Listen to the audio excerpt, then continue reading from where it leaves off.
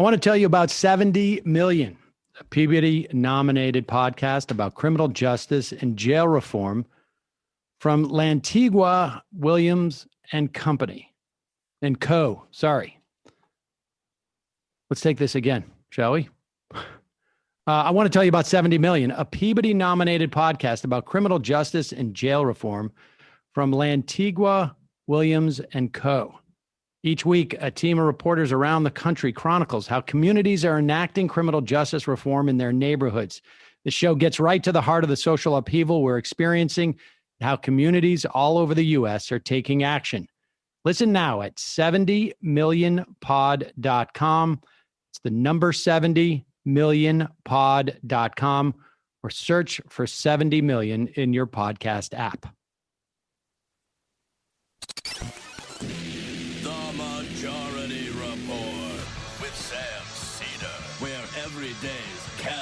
Friday. That means Monday is casual Monday. Tuesday, casual Tuesday.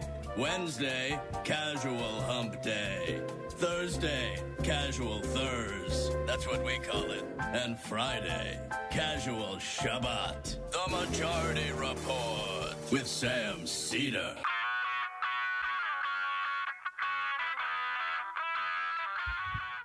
It is Friday, September 25th, 2020. My name is Sam Cedar. This is the 5-time award-winning Majority Report.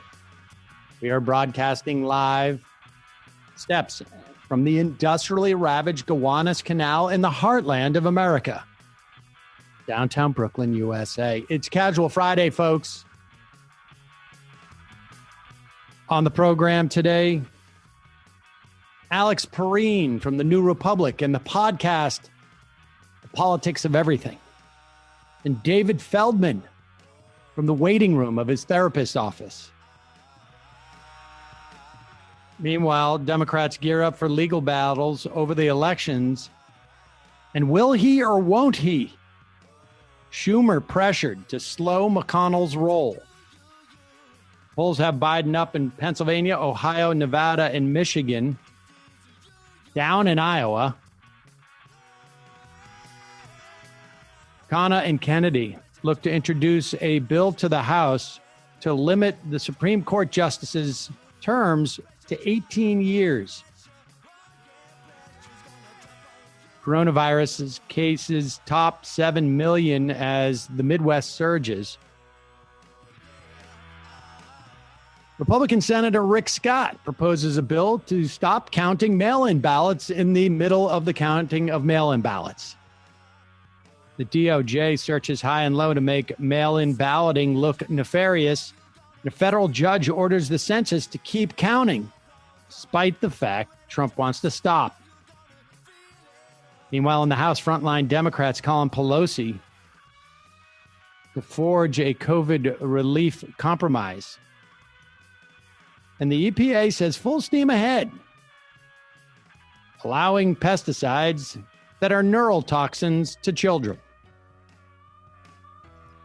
A Louis DeJoy lawsuit exposes internal documents showing that top U.S. Postal Service officials ordered the policy shifts, which slowed the mail. And lastly, congratulations, Donald Trump opens the Tongass National Forest to loggers. All this and more on today's Majority Report. Welcome, ladies and gentlemen. I want to start off with my deepest apology.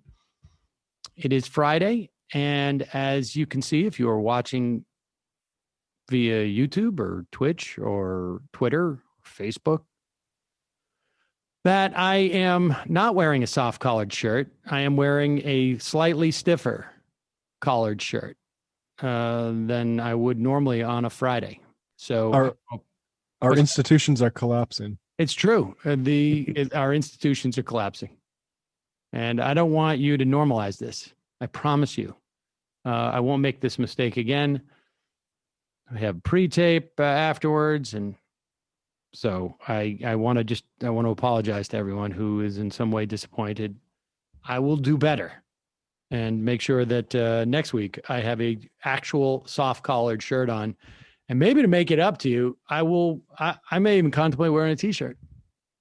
So probably with a hoodie or something like that.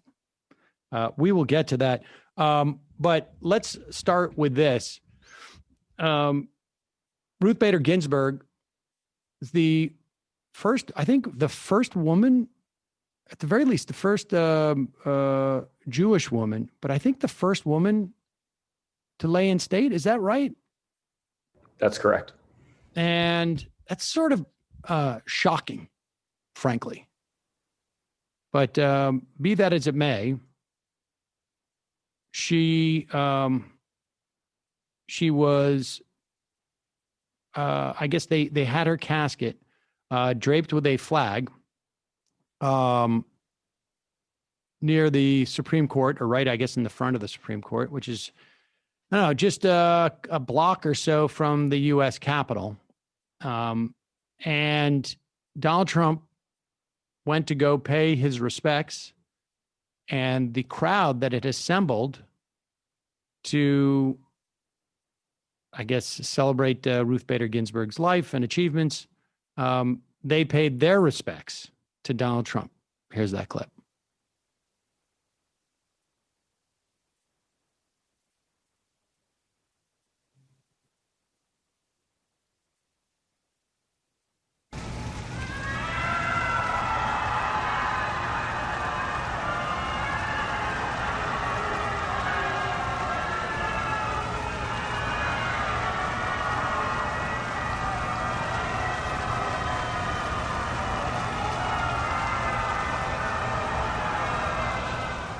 All the times you'd like to see the look on his face, he's wearing a mask.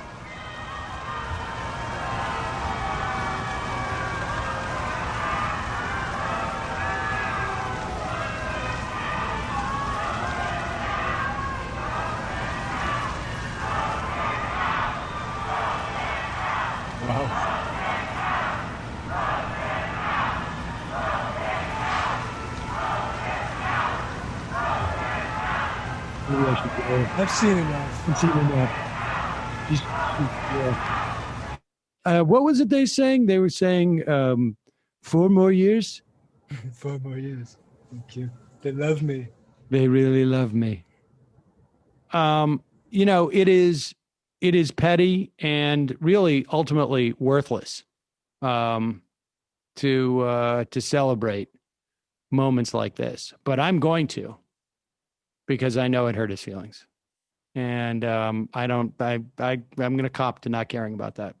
I think as a historical artifact, it's also interesting. The very first woman lies in state. 100 years from now, if they watch that video, they're going to hear this otherworldly howl from the crowd off screen, just trying to get this guy out. That's actually I think that's a great point. This is like a moment like that could end up, depending on, how things go in the next really 150 days, because that I really do think is going to implicate history for decades. That could be one of those things that, like, this is what, in the history books, this is one of those sort of touchstones that they use to sort of describe where people were at this point in terms of the polarization and I guess maybe something like that happened during Nixon, maybe the Nixon era, but I can imagine it happening, but not really at such an institutional event as the I guess the display of a casket of a Supreme Court justice. Right. During the Nixon era, I can imagine that there were opportunities for people to jeer at Nixon and boo him, et cetera, et cetera. But I can't imagine in that era also that people would have come, and I'm trying to think of who was sitting on the court at that time, to one of the Supreme Court justices, funerals or wakes or memorials, and actually go earnestly. Do you know what I mean? That's what I think is interesting about this. These are not These are not the people who were, are for historians' sake. The people who are sitting there booing the president of the United States are not people who, necessarily have a problem with authority or, the institutions of our country. And I think that is sort of what is unique about what we just watched there. Plus, also, man, they really have to stuff his face in a mask. It's pretty tight. That's where my chin is. Wherever Not the mask flattering. That is where my chin is. Wow. I know, that's juvenile. It is juvenile, folks. And I want to be clear about that because it is, and I know it, and I don't have a problem with that. Hey, these days, as you know, we have many ways to stay in touch with family, even when we can't visit them in person. However, despite current events that are going on, you also want to basically, you can do it through in the moment and this and that, but to sort of like develop an intimate understanding of folks. Something like Storyworth is invaluable. Storyworth, you can connect with loved ones everywhere. You can learn family history that you never knew. For those of us who have parents who are getting up there a little bit and, start to have trouble remembering things, this is, it's an invaluable, service makes it sound a little bit cold, but it really is, it's amazing. Basically what they do is they send questions, in my case, to my mom and my dad every week.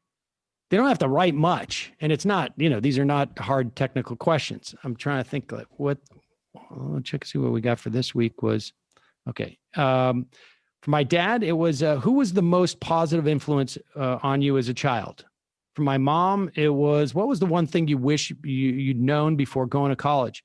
Both of these seem like innocuous questions, but my experience is that you ask these innocuous questions of your parents, and then they just start rambling about stuff, but they write it down, and it's great. You get some really interesting answers, and I sort of decided this week that I was going to do this for myself, for my kids, which had never really occurred to me before. But now that I'm still lucid, I figure I should do it. And I don't know how lucid I'll be for much longer. Every week, Storyworth emails your family members, like I say, with different story prompts. Questions you never thought to ask, like the ones I just mentioned, but things like what have been some of your life's greatest surprises, or what's the scariest thing you've ever done, the riskiest thing you've ever done, the most obvious thing you've ever done, the most out of character thing you've ever done.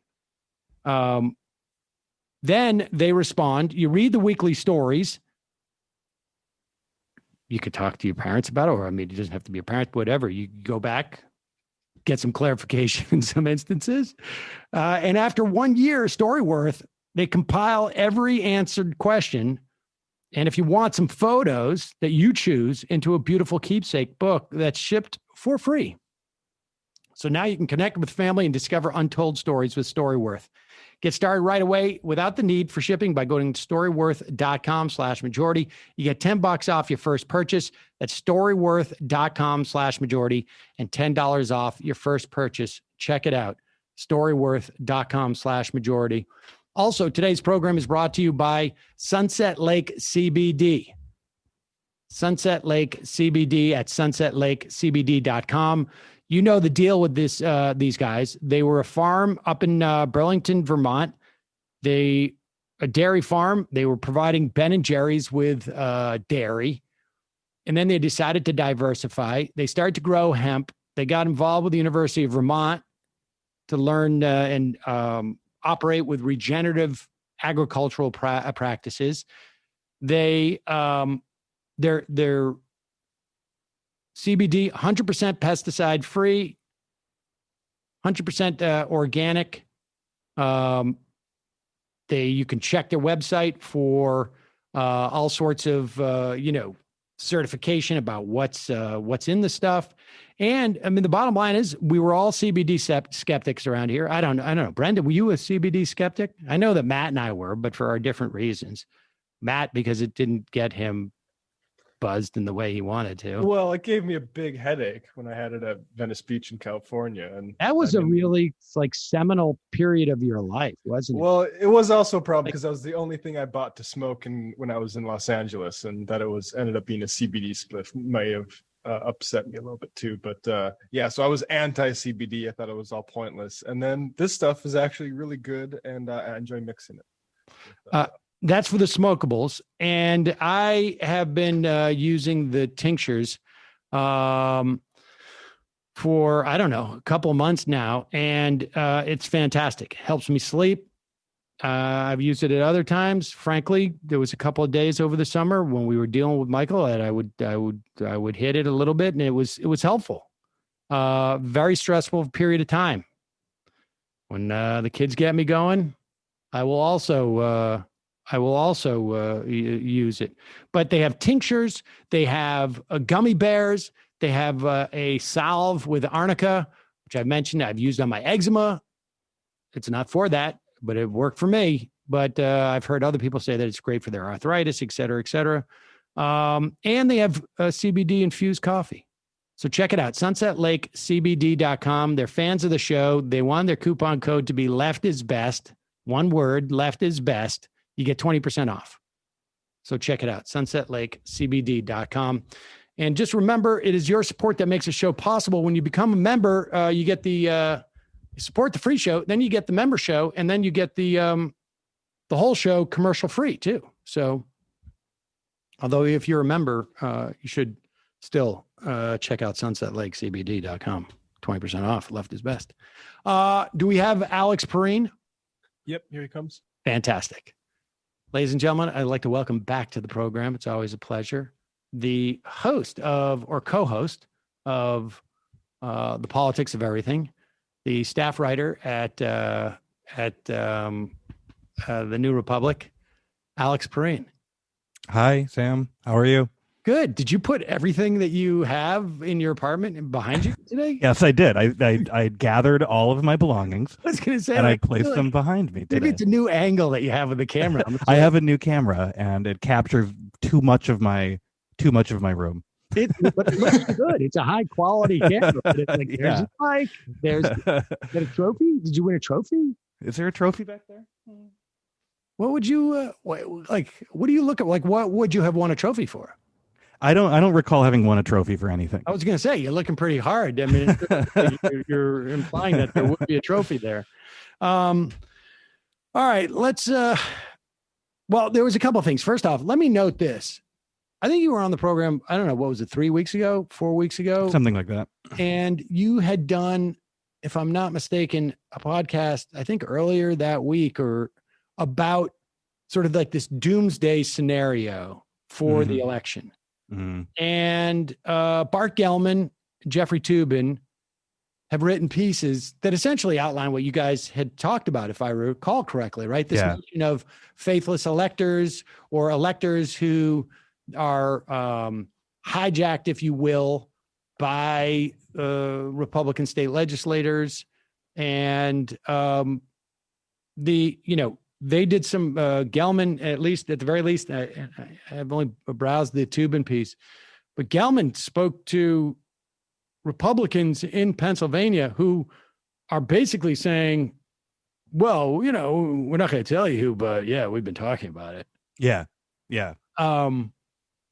Right. It was scary, alarming. It was alarming to see that attached to people's names on the record. I mean, on some level, if they're going to do this, right, they're going to have to, the way that they do it is going to be in the light of day.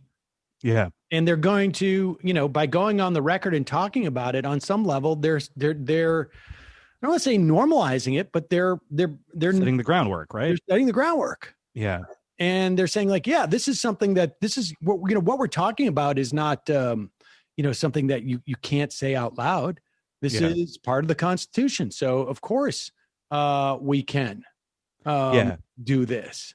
Yeah, and I was talking to my friend and coworker Libby Watson earlier, and the Jake Tapper did a tweet yesterday that was like, well, congressional Republicans are trying to send a message by signaling that they will send a message to the White House by signaling they will respect the results of the November 3rd election.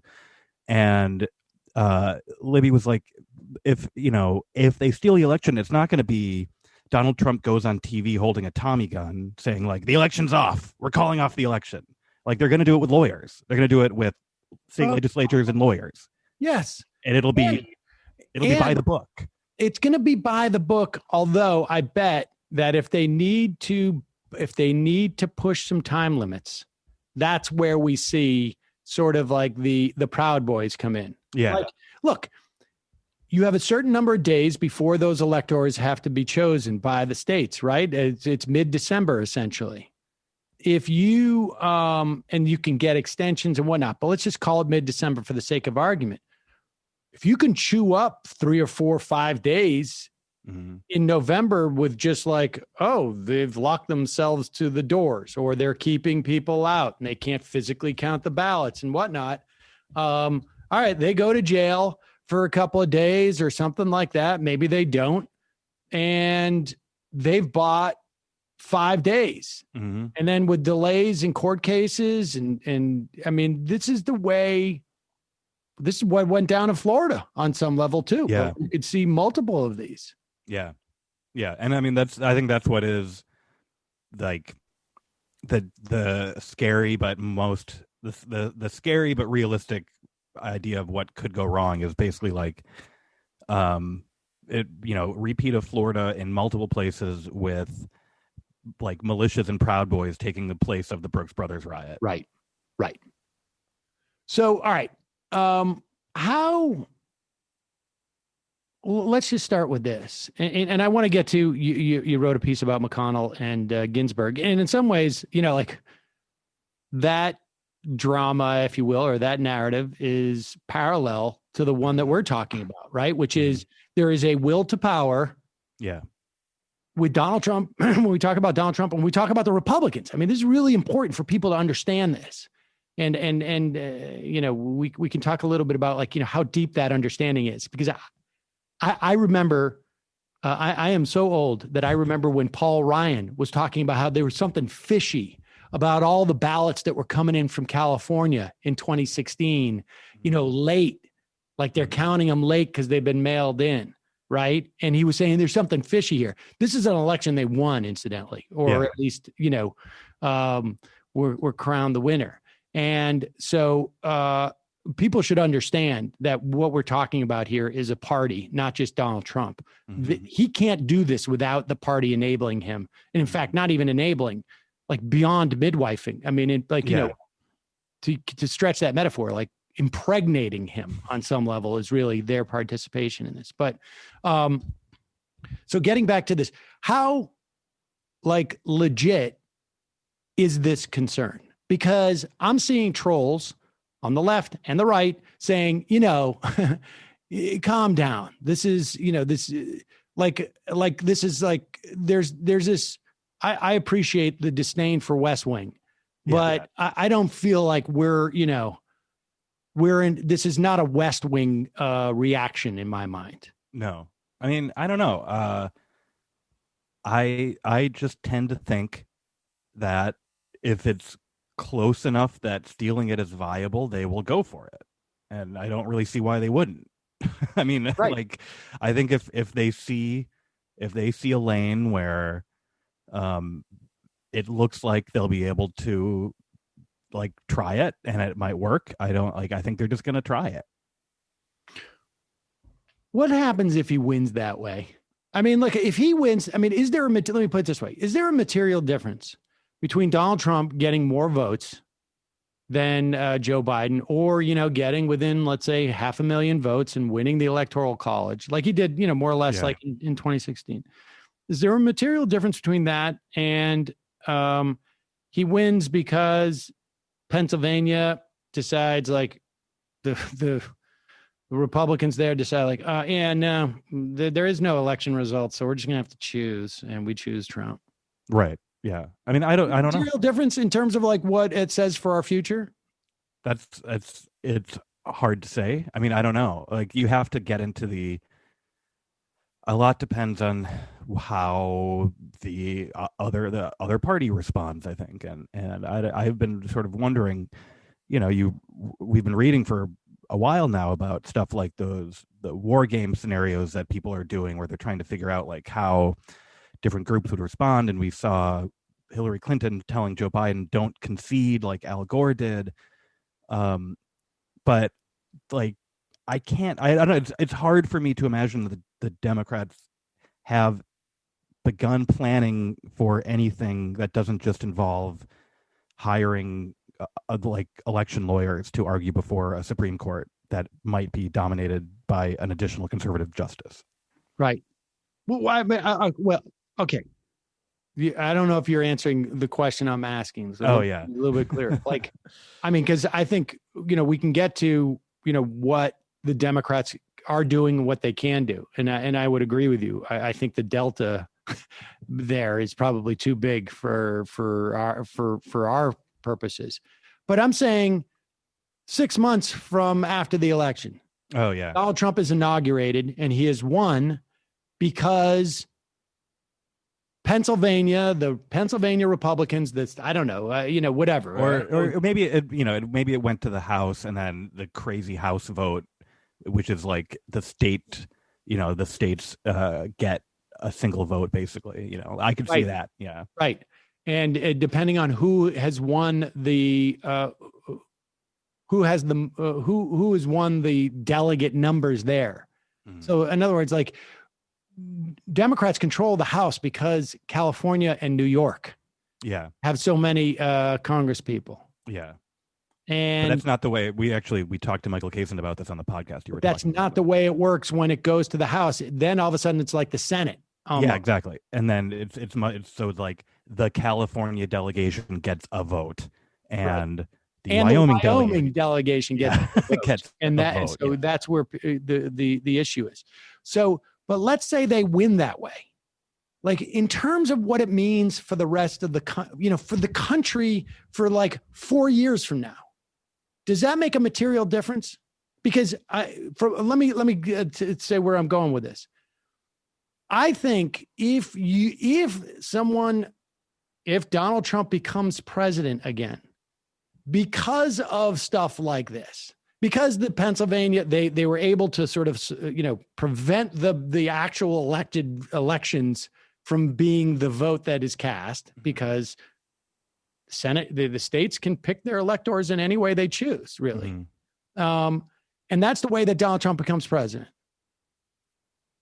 The idea, it's almost like, when you're committing a crime, if you get your buddies involved and they're all accomplices, their behavior after that takes place is going to change because they are tied to you, and it's almost like all bets are off. Yeah. As opposed to if he wins with just, he won the most electoral votes. If he wins the same way he won last time, right? Yeah. Then then there's room for people to be on the other side of him, even, within that party on some level. But the more people he gets involved in this sort of power grab, they've already chosen which side they're on, and they're going to do whatever they need to do to maintain that power. Yeah.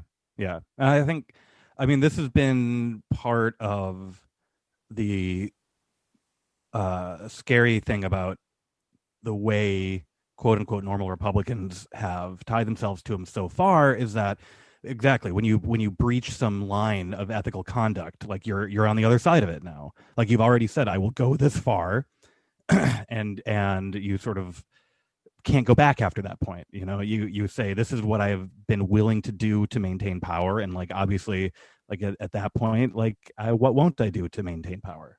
Right. Because you can't go back. That there could be some type of retribution. I mean, so what? All right. So I have been reading about the same thing that you have in terms of the they've assembled lawyers I don't know how coordinated it is, frankly, but my understanding is that there's a lot of lawyers out there that the Democrats are assembling, a lot of different teams, et cetera, et cetera. I know there are things, and I want people to, I almost feel obligated every time I talk about this now, to remind people to go vote as early as possible. Yeah. In many states, you can vote in person right now. I think voting early in person wherever you can is the best move in much of the country. If you go to vote.org, early-voting-calendar, you can find out what the situation is in your state. Monitor, find out, tell your friends. Like, people keep writing me like, what can we do? You start there. And then the other thing that you can do is if you can be a poll watcher, Google, how do I become a poll watcher? And go do that, because supposedly the Republicans are sending out tens of thousands of poll watchers. Yeah. And I imagine they're going to be intimidating. You can also go to powerthepolls.org. Oh, that's how you can get to be a poll worker. Powerthepolls.org. And you can go to protectthevote.net for more information. We'll put these links there. So, I mean, because we have these conversations, people are like freaking out, as they should be, frankly. I think that's legit. And, I want to give them an opportunity is to like, here's something that you can do. What else do you think that Democrats could do besides the lawyers, though? I mean, I don't know. That is the central question. I think, so there's, I don't know, it's like, what can Democrats do? Well, what can different Democrats do? I think the Biden campaign has said, basically, we think Trump is using this kind of talk to depress turnout. And I don't think that's true, but I think that's probably savvy enough for them to say. And they should just do what you just did and tell people to go vote in person early. Oh, I know they're still doing mail a lot. For me, it feels like there's going to be like Democrats are not the ones responsible for organizing mass demonstrations on the street, and so it will be a question of whether they discourage that or not. I feel like it's like a after it happens is the real question.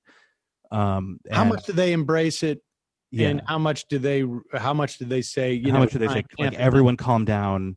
Because I think that they have a real, like, considering the age of some of them, a genuine 60s hangover fear of being seen as being responsible for unrest that they will have to fight against, or they might not want to fight against it. But I think that too many of them, that still drives a lot of their behavior. But I don't know.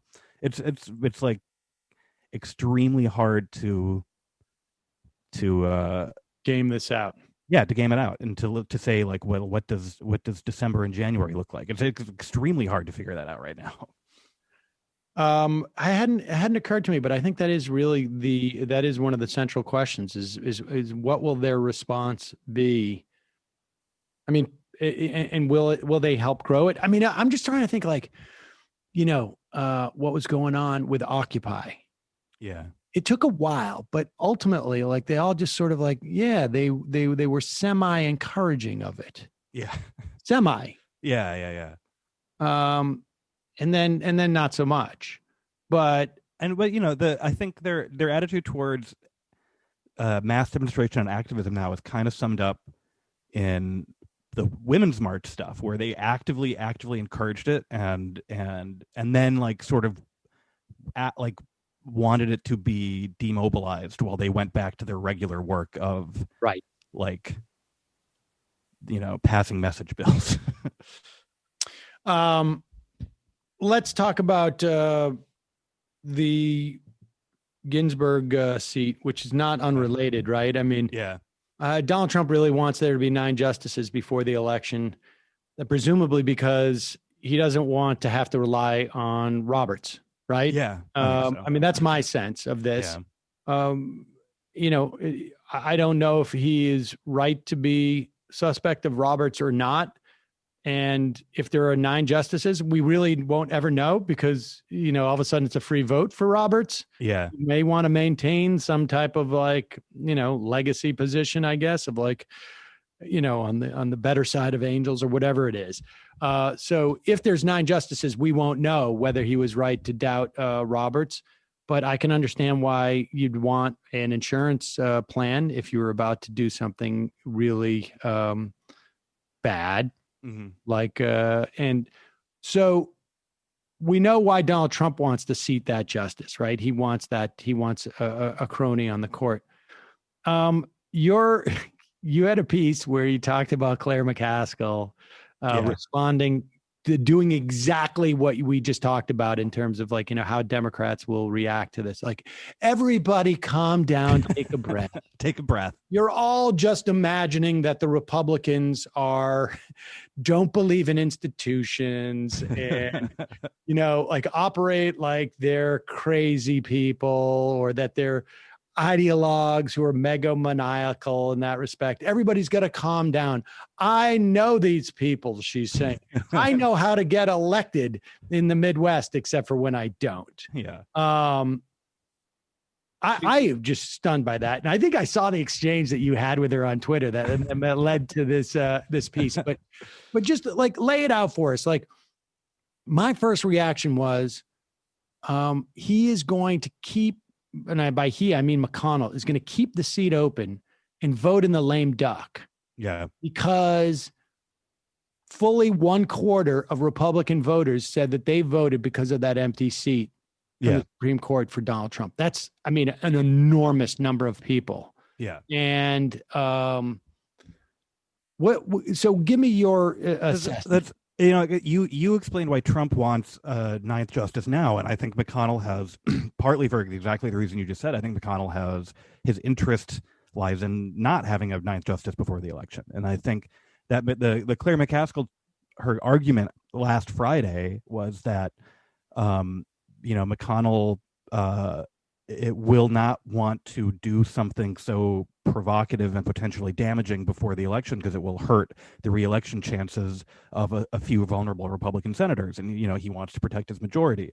But then, what is his motivation for keeping the seat open after the election, right? I think that he will be much more motivated by... I should say that she said...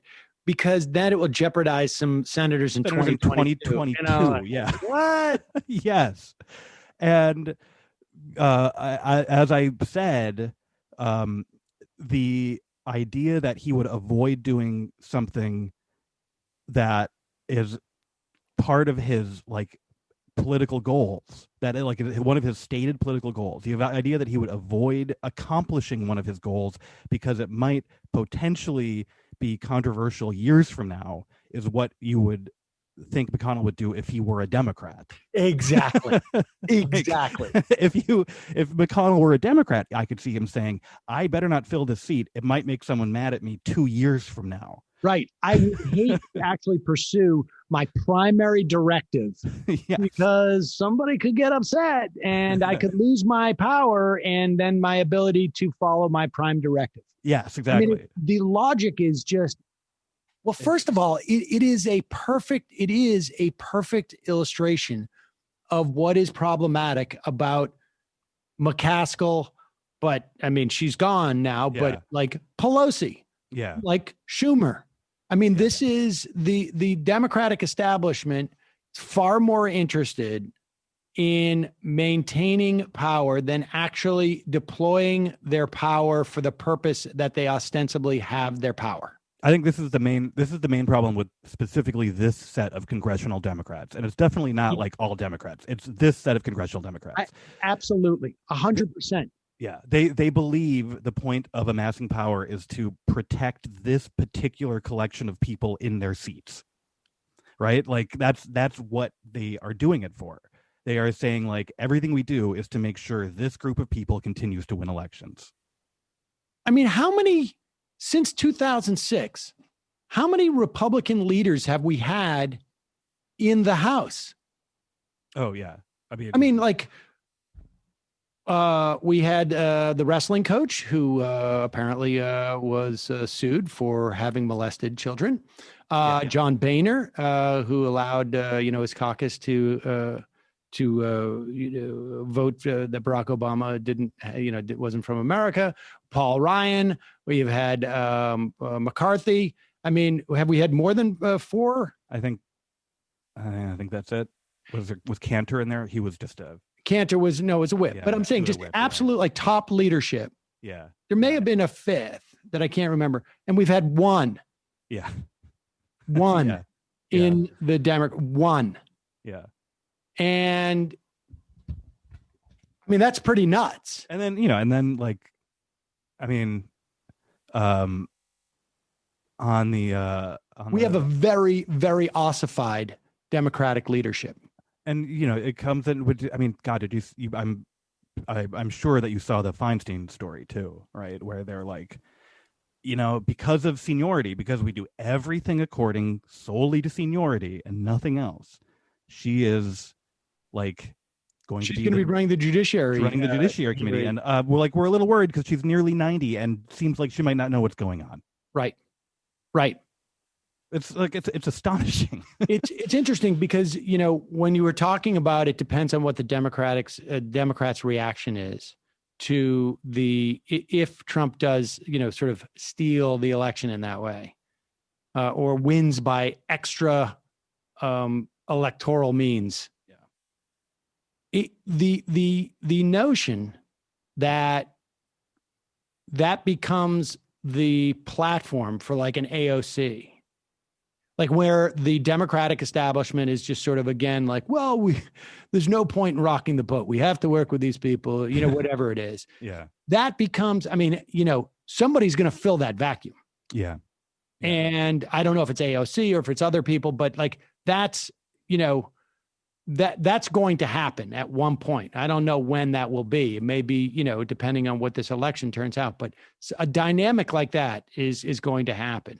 And so, we've got this situation where the Democrats just seem to be completely befuddled now, and so all right, and they cannot even imagine that Mitch McConnell would do this. But let's go back to McConnell. Yeah. Well, is it worth it to him to fill the seat? Like, I don't think he's going to try. Well, the only reason why he wouldn't, why it seems to me why he would fill the seat now as opposed to after the election is because he's going to do it when he can. Right. Yeah. Period. Yeah. If he can't do it now, second position is fill it after the election, if he can. But he's not going to aim for after the election because he's not sure that he can then. If he has the votes now, he's going to do it. And I think he has the votes now. I think he does it when he has the votes. Absolutely. And that very well could be before the election. And I think like, you could say, he will allow Collins and Murkowski to vote against it, and because Collins is like allowed to vote no when her vote is not necessary, I think she still could cause her the election. But that's what like the McCaskill brain would say. It's going to hurt Collins, even if she votes no, it's going to hurt her. I mean, but he's like, yeah, but then we will own the Supreme Court for a generation. We will have we will get what we wanted. I will have seated 3 Supreme Courts and about 200 other federal courts, and I will go down in the history books. But I joked on Twitter. I was like the scenario I was imagining, just out of pure cynicism, was Collins loses election and then votes to confirm in December. That's what I was like in the lame ducks. Then she's like, "Screw you" on the way out. But I mean, that's not inconceivable, but. No. I mean, no, I think you're totally right on the timing, and I think like I think it's foolish to, it's like he does it when he has the votes. He might have them now. If they get shellacked in the election, like of course they're going to do it on the way out the door. Well, they're going to try, and I think the odds of them being able to do it under those circumstances are less than them being able to do it now, and that's why I think he's going to try and do it now. I think like. His number one agenda is, and he's willing to bet the whole farm on this because, well, I mean, I guess he could, if Trump wins, then it's like he's still protected his legacy. Like his legacy etched in stone. These are all lifetime appointments. Yeah. And if he loses the Senate now, after 2 years, he'll get it back. And if he loses the Senate and Trump's still president, it's not like they're going to be able to do anything. No, exactly. And so, although I guess maybe you could impeach. That would be the question. And then you get, and then Mike Pence is there for the next, and then you get the Senate back in 2022. And that's his thinking. So let me ask you this. There was a piece in The Intercept, and people have made this public. I mean, really what's going on here is people are trying to pressure Chuck Schumer to show even the slightest indication that he has a spine, even the slightest. And the fact is, if Mitch McConnell wants to do this, I don't think the Democrats can stop him, but they can slow him down. Yeah. And you could theoretically slow him down to the extent where it has to happen in the lame duck session. Yeah. And again, Collins, maybe she votes for, or I don't know. Maybe there's a couple of people, maybe Mitt Romney, if Biden wins big. Yeah. And, Mitt Romney, who is, I hope you should know, has an incredible amount of integrity. If Mitt Romney, sees that Biden won, maybe then he says, well, we shouldn't do it in a lame duck. Who knows? These are all wild cards. I still think the Republicans would probably do it, but it's less of a sure thing than doing it now, because they can't afford to not do it now if they have the opportunity. Yeah. And if McConnell decides to push. So there's a memo that's been laid out by a bunch of former Senate staffers and that has been leaked or made public anyways, as a way of pressuring Chuck Schumer. And it goes through the entire, I could read all of it to everybody and we would understand 1/8 of it, because it's all you bring a motion and then you, recommit it. And then, it's all these parliamentary Robert's Rules of Orders, who knows what, but the bottom line is you can slow stuff down. Right. You can't do Mr. Smith goes to Washington and stop the whole thing, but you can slow it down. You can make it highly inconvenient. And there's 2 or 3 things that come with that. One is you keep incumbent Republican senators, and there's more of them running than there are Democrats. You keep them in Washington. You keep them in Washington. That makes it hard for them to run in their states. You signal to the Democratic base. And the base in this instance, I'm not talking about left, I'm not talking about so necessarily they tend to be to the left, I think, of the party, but they're not, I'm not talking about the activist base, although you do. You signal to all of them that this is important. Right. We're your most loyal you. Voters, right? Yeah. Yes. Yeah. Hey, how we were talking about fixing the Voting Rights Act, Section 5? Well, 6-3 justices may make it a little harder for us to come up with, to thread that needle. Yeah. You're signaling to them. I mean, there are fights that are worth losing. Yeah. Yeah. And I mean, again, in advance of an election where more Republicans are up than Democrats in the Senate, you should be telling your base every day, we are fighting as hard as we can. We are actually trying to win. We are trying to defeat the other side. Let's talk briefly about the absence of that. Well, I mean, they have such a strange relationship with their base, because they just seem to strongly prefer not even they talk about it in terms of electoral strategy, but it seems to just actually be a sort of emotional preference for reaching out to quote unquote swing voters. I think it's still pointed as what we have to do to win, but I think it really is I think they don't really like, and we're not talking about the far left here. We're talking about normal liberal loyal Democratic voters, and I think they don't like firing them up. They're always saying calm down. They're always saying chill out and calm down, normal Democratic voters. Don't get so worked up. We got to reach out to Bloomberg guys or whatever. Yeah, I agree with you that I think it is more emotional. It's not necessarily based in fact. I mean, on some level there was a thing that radio hosts do when we go on television and are asked to comment. And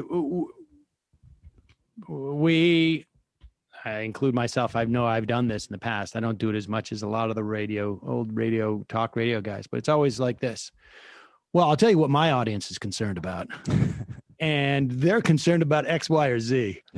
And, and coincidentally, it also happens to be exactly those are my concerns as well. Yeah. And so, I mean, that's what it is, right? I mean, it's like there's this relationship like, oh, this is what we need to do to win. Now, we don't have any data to support this. And we have a lot of actually data to show that sometimes it doesn't work out. But that was because of extraneous factors. Yeah. Russia or whatever it is. Comey, sometimes is right. Sometimes that is, but that is, and that's what we're dealing with. I'm a little bit concerned with this, like the Supreme Court thing. Like I think Joe Biden is running the perfect Joe Biden campaign. Yeah. He's on message. The whole thing where he's like, I'm not going to take the bait on packing the court or this and that. I'm like, good for you, because there is no point right now. He should not be making headlines, right? He should not be making headlines that are like Joe Biden promises to be equally extreme or whatever. Like he's not giving them like he's running the perfect Joe Biden campaign, which is to basically not be here. If you look over here, all you're going to see is like a guy who, like, I feel like every now and then I see a picture of him wearing a mask, giving a firefighter a pizza. Yeah, exactly. That's basically it. Like, he's a guy who give a firefighter a pizza. There's nothing. The problem is, and we've talked about this, I think, in the past, is that, and you're just making it a referendum on Donald Trump. Mm-hmm. That's all well and good.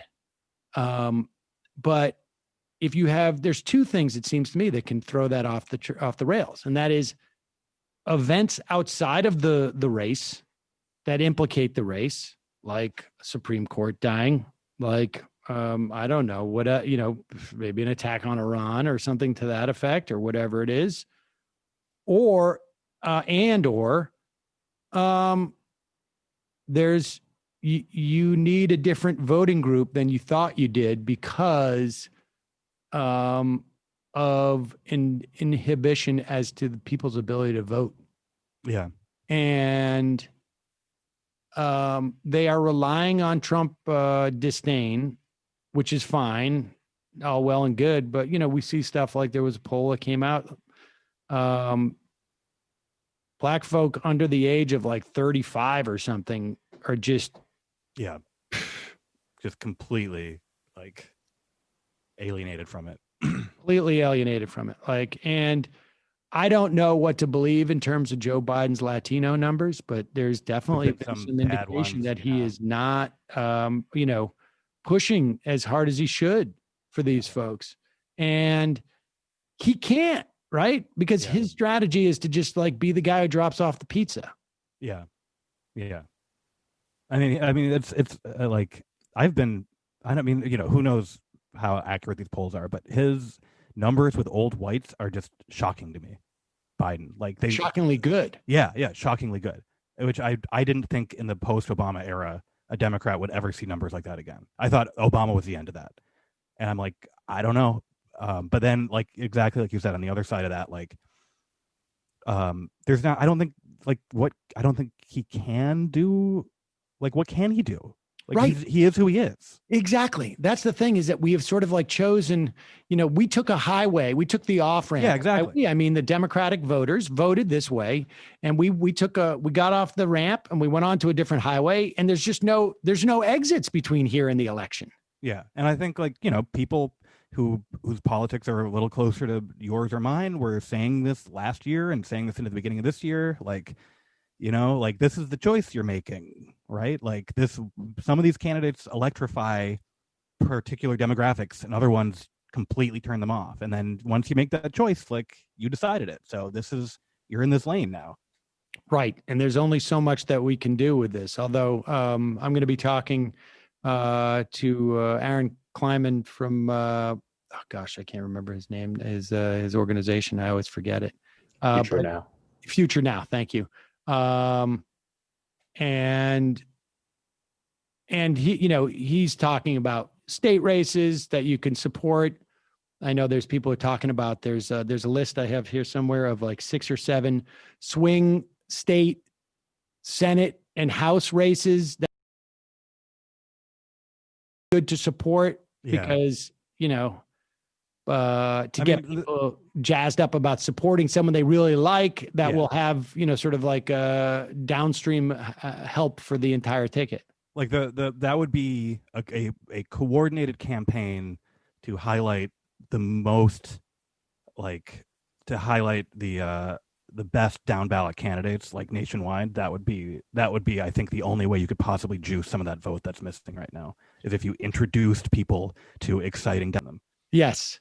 And I think there are different organizations doing that, but there's not, I don't know. We don't have right. People are, I know people who are trying to do that, but it's not like there's not like a sort of coordinated national Democratic strategy around that. Right.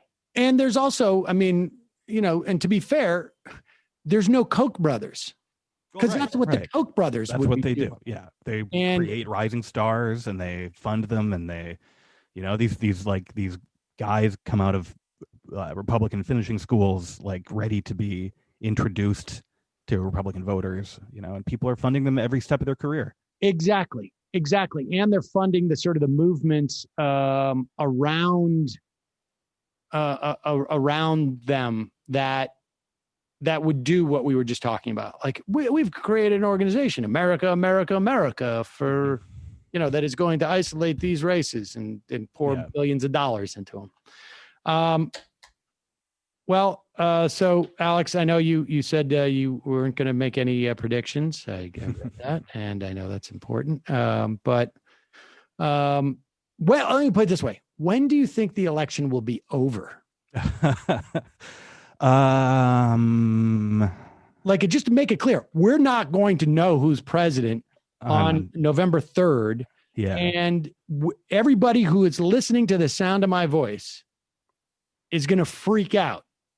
Yeah, at 11 p.m. on November 3rd. Yeah, we're all going to be looking at our phones. Right? Isn't that what they call it? The red mirage. Yeah.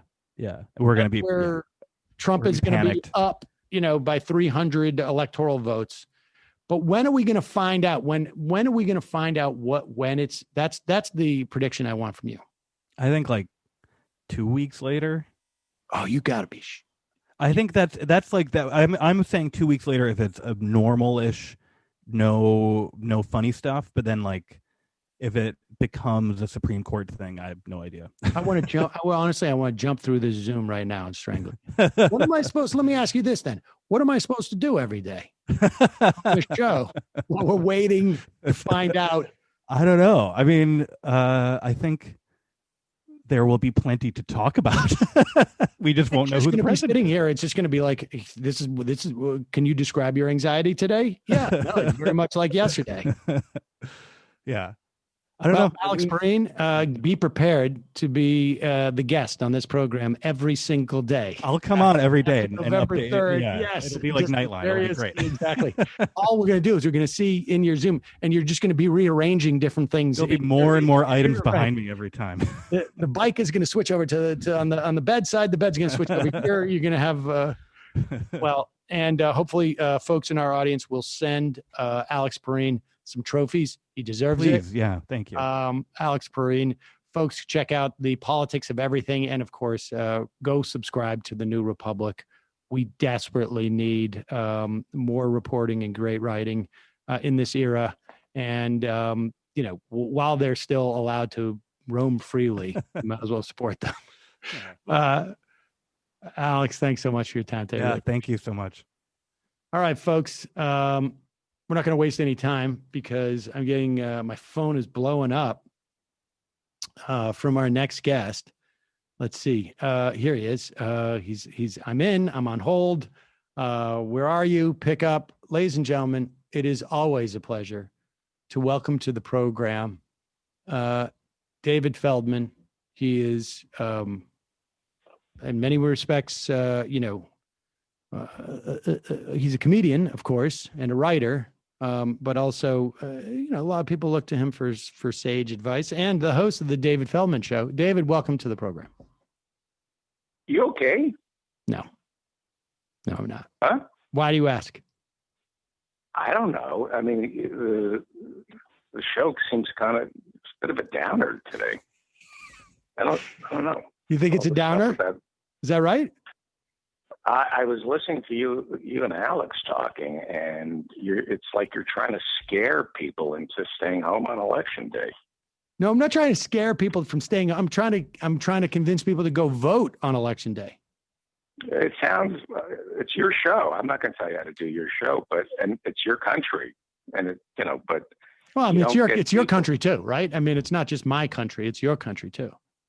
Yeah, and in my country, the way you win elections is you don't get people worked up.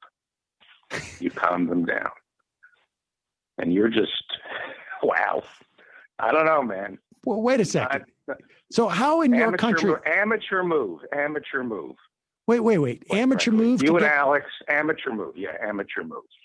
Okay. Frankly. So you're arguing that the way to win. I'm not arguing. I'm not arguing. Who said I came on the show and I wanted to talk about the election, and you're saying I'm not arguing. I just think when you start telling people that the election won't be resolved by November 3rd, these flights of fantasy that you and Alex are having, why would anybody vote? Why would if you're not going to know who's going to win on November 3rd? Hey, let's go see the Yankees play, but you know what? We won't know who won until 3 months later. Yeah, let me go to that game. I'm going to go to that game. Jesus Christ, Sam. Well, no, wait a second. Seriously, man. Wait a second. Now, David, please. Let me just add, first off, okay, so you're not arguing. You're postulating. All right? How's that? I'm worried. I'm worried about you. Do you want Biden to win? Yes, I do want Biden to win. Me too. Okay. So we're on the same page. And you think it was a big thing for me. And it was a big thing for me to come out in favor of Biden because I'm a Bernie supporter. I'm a lefty from way back before you were born. I was out in the streets.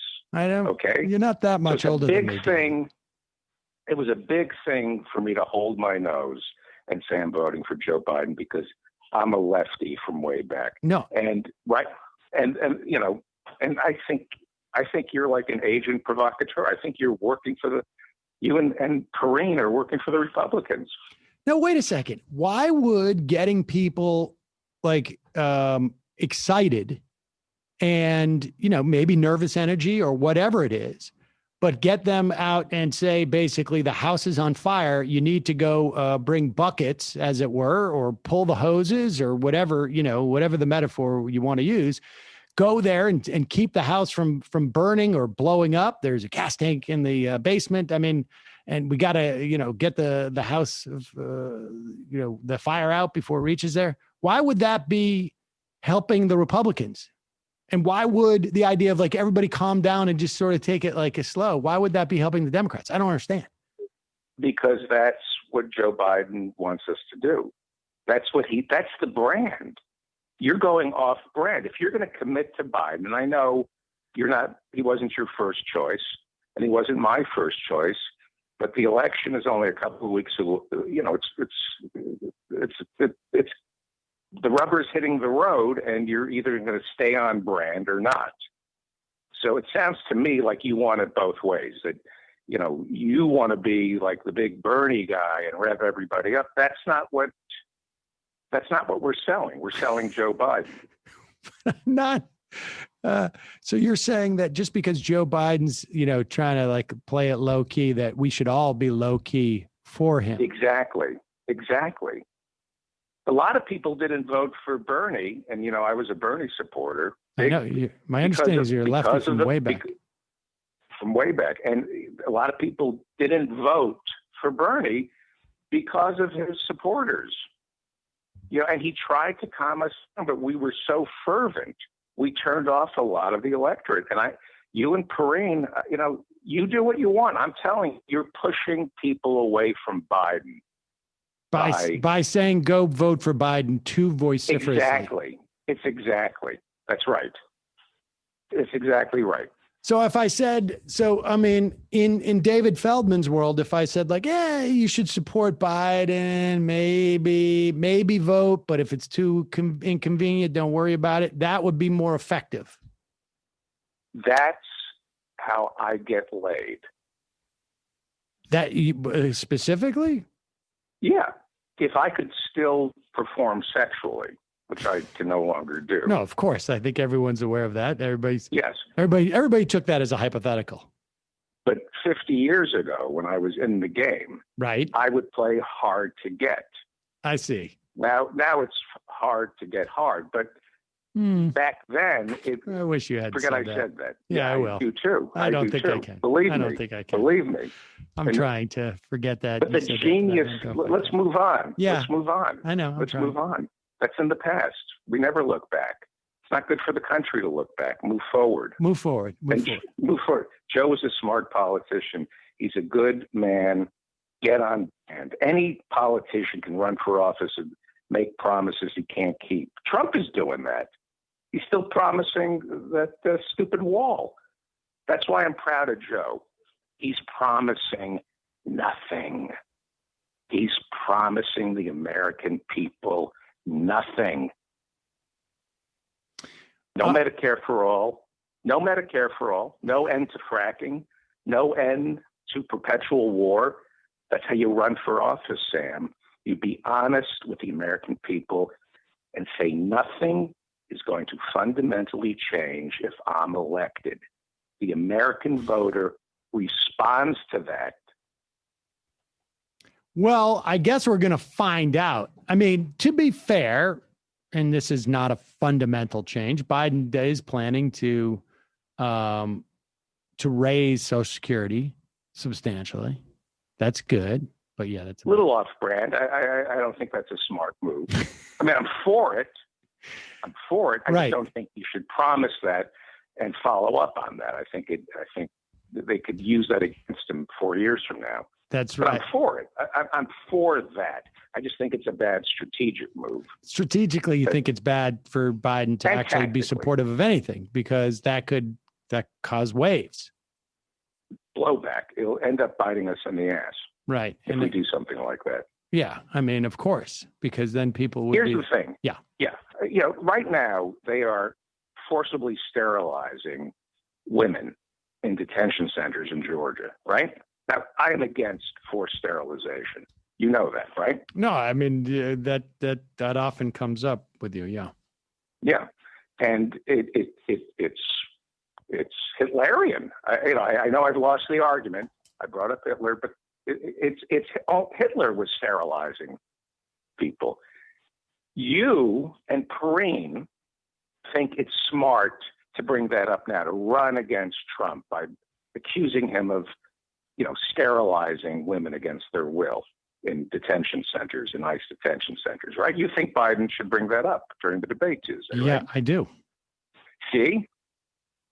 And then you come across as soft on crime. So you do not understand. You got to lay back, man. You got to lay back, or we're going to blow it the same way we blew it 4 years ago. You got to lay back. I'm sorry. Could you walk me through the thing where I'm against forced sterilization? We all are, Sam. You're not holier. Don't get holier than thou on me. Okay. You and your purity. Elections aren't purity tests. No, Sam. I understand what you're saying, but I just need you to walk me through the fact that we are all against forced sterilization, but for Joe Biden to articulate that would be perceived as soft on crime? Exactly. And when people see rioting in the street and tear gas and all, and Joe Biden is saying, hey, he's going to end forced sterilization of undocumented women, the voters are going to think, wait a second, then I'm not going to feel safe.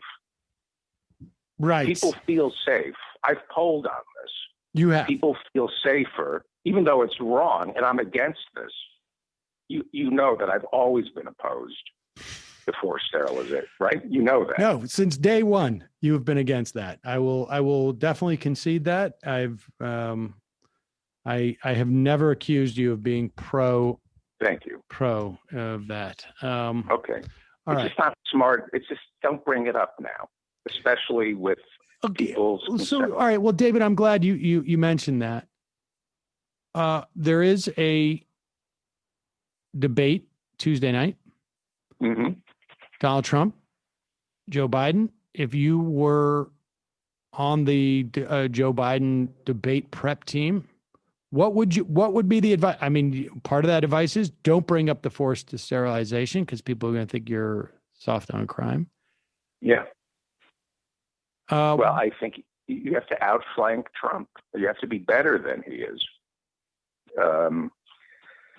Michelle Obama said something that I'm going to get choked up here because whenever I think of the Obamas, I get, sorry. Hang on. I'll give you a minute. Yeah. You all right? Thank you. Yeah. Okay. Whew. You really miss those guys. I miss them. And thank God climate change isn't affecting that $14 million home they bought on Martha's Vineyard. They bought that $14 million. And every time I hear of another hurricane, I'm thinking, please, God, spare Michelle and Barack's $14 million home on Martha's Vineyard. They've been through so much, and they never, ever abandoned us. They never abandoned us. Like, those McDonald's workers who are striking to get $15 an hour. Mm-hmm. Michelle and Barack subscribe to the New York Times. They read it every day, and they know about that. They're going full hog. They read the New York Times, Michelle and Barack, so they know that McDonald's workers are fighting for $15 an hour. They've never abandoned the working people. They read about all these strikes. It's good to know that they know about it. Yeah, I'm sure that's a big comfort for everybody involved. Yeah, I mean, they can't possibly show up and march with the McDonald's workers because, it's not presidential. Right. It's not. It would not. People would be like, hey, what's that former president going and like putting on his soft shoes and walking, with these union guys? People would be like, whoa, what's that about? Right. But what can we get back to? I mean, they could go to Flint. Michigan, Michelle and Barack. They could move to Flint, Michigan and draw attention to the ethnic cleansing of an entire city. But ex-presidents, that sets a bad precedent for this country. Right. It's good enough to know that they could have done that, but they're better than that. Yes. And that's how we as Democrats have to spin the debate. Don't give them the fight. They're going to spin Tuesday night's debate. They're going to say Trump won. And they want us to say Trump was an embarrassment. He's a malignant narcissist. They want us to count all his lies. They want a war room. That's what the Republicans want us to do. They want us to have that war room and just getting on top of every accusation, every lie that Donald Trump spews. That's what Trump wants us to do. Don't give him the fight. So wait, so your advice is do not go high. Go high. Go high. Go high. Go high. Yeah. So your advice is to not call out any of the lies or any of the bad policies or any of that stuff. Right. They want that. They want to own us. They want us to get upset. That's why people vote for Trump. They get off on people like you and Alex Pareene getting upset and worried about Donald Trump. They don't have policy. They just want to get you upset. And you're playing right into their hands, Sam, by getting upset about stuff, imaginary stuff. But why do I care if they all get to say, we own the libs, as it were? That's the euphemistic way of expressing, I think, what you're suggesting. Yeah. I don't care if they do that if they don't win the election. Well, more people are going to vote for Trump the angrier you get at him. So the best thing for me to do is just sit back and just chill about it. Ignore him. Ignore them. Ignore them. Yeah. And I if you were advising Joe Biden, you would just say, pretend like Trump's not there. Yes. You have sons, don't you? I have a son. No, that's not what I heard. I honestly don't know how to respond to that comment. I mean, you heard mistakenly. You know what I'm talking about, and I don't want. Actually, no. Yeah, it's okay. It's okay. It's okay. You just tell people what you just release what little information you want to your audience about yourself, and hide behind that mask. Yeah, not 100% sure exactly what you're referring to. No. You know what? I'm sorry I brought him up. Brought up who? Exactly. All right. Who? So I have a son. Who? I have a son, and his name is not Who. Yes, Who? Okay. The kid you adopted when your wife and you were honeymooning in China? Forget it. Forget Who. Huh? Oh boy. Yeah. See what? Listen. Let me tell you about elections. And Pareene, and the New Republic, and I used to read him over at Salon. Right. And he thinks he's so smart. Yeah. He thinks he's so smart. Why is it people like me? People who aren't journalists, who aren't professors, semi-literate comedians who see things, who understand. Me and Jimmy Dore. Why is it guys who are idiots who see things so clearly? Why does it take an idiot, a mouth-breathing troglodyte like myself, a guy whose knuckles scrape the ground when he walks? Right. I'm like 40% Neanderthal. Why does it take people like me to see things so clearly? Do you think that you're sequencing this incorrectly? Maybe it's not that you are seeing things so clearly because you're a troglodyte, self-described. Maybe it's that it's called humility. It's called humility, Sam. Well, maybe you think things are clear because you're a troglodyte. All right. Can I tell you how? I can't get. I mean, I'm putting that out there. I'm not making an accusation. I'm just suggesting an alternate theory. Okay. Let's talk about the election. Now, you know that Trump is president, right? Yeah, I'm aware that Trump is president. Yeah. Okay. And you know that there's great dissatisfaction in America, that people don't trust either party, right? Correct. They lost faith. Now, this is why Biden is smart. And you need to get on brand and not scare potential Biden supporters and the Democratic Party. How many people don't vote? There's a vast pool of Americans. Do you know the number of Americans who don't vote? I mean, I would say probably around, 100 million who are eligible to vote. No. It's 100 million. It's 100 million. I'm pretty sure that's what I just said, but go ahead. It's 100 million, okay? Yeah, 100 million. Right.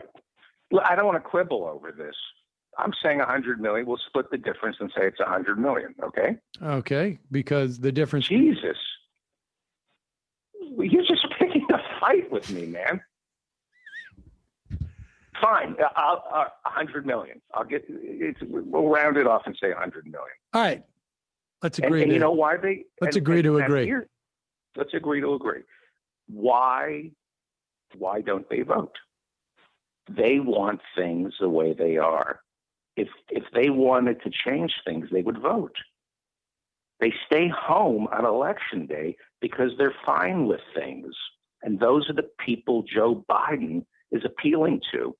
It's genius. You don't even understand it. You're so busy talking to Alex Pareene. Joe is the real agent of change. He's saying Can you pay attention to me here? I'm not paying attention to what you're saying. You're saying Joe is the real agent of change. I'm just waiting for the next part. I know I'm not Alex Pareene, okay? I know I don't write for Salon. You really, I never understood how deeply you resented Alex Pareene. I don't resent him. It sounds like it. Look, this is what Joe's saying. Okay. As an agent of change, he's saying, if you don't want anything to change, vote for me, right? And I'll change things so we can go back to a time when nothing ever changed. That's how you get the 100 million people who don't vote to vote, because they stay home because they're fine with things. How do you animate 100 million people to get off their asses and vote when they're happy with the way things are? You promise them that nothing will change. And then they'll come out to ensure that nothing changed. I mean, on some level. Yes. I mean, I guess, Donald Trump is doing that on some level, although he's saying we will return back to a time. No. He's changing things, Trump. He's offering change. He's offering change, right from where we are, but to return. Yeah, but Biden is offering no change. He's saying he's going to change things back to when there was no change.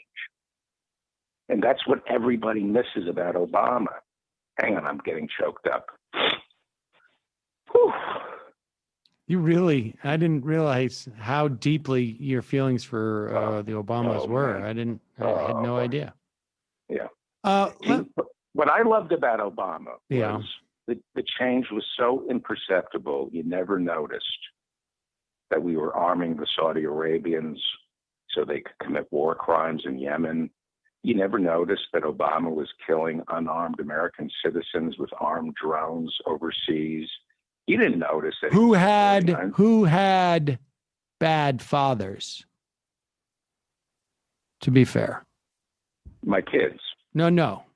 One of, I think it was Robert Gibbs, had said that Al-Waki's son was killed because his dad was bad. He had a bad father. Yeah. And I know what that's like to have a bad father. My kids tell me about that all the time. David, let's talk about this. You never noticed. Let's talk about it. It was imperceptible change. That's what people want. Listen, David, that may be the case, and if which case, then Joe Biden is. But you've touched on a couple of things that I think, one, you've almost been brought to tears just at the mention of the Obamas, at your own mention of the Obamas. You talk about issues, father issues. I know that you're headed to therapy later this afternoon. That's whoa.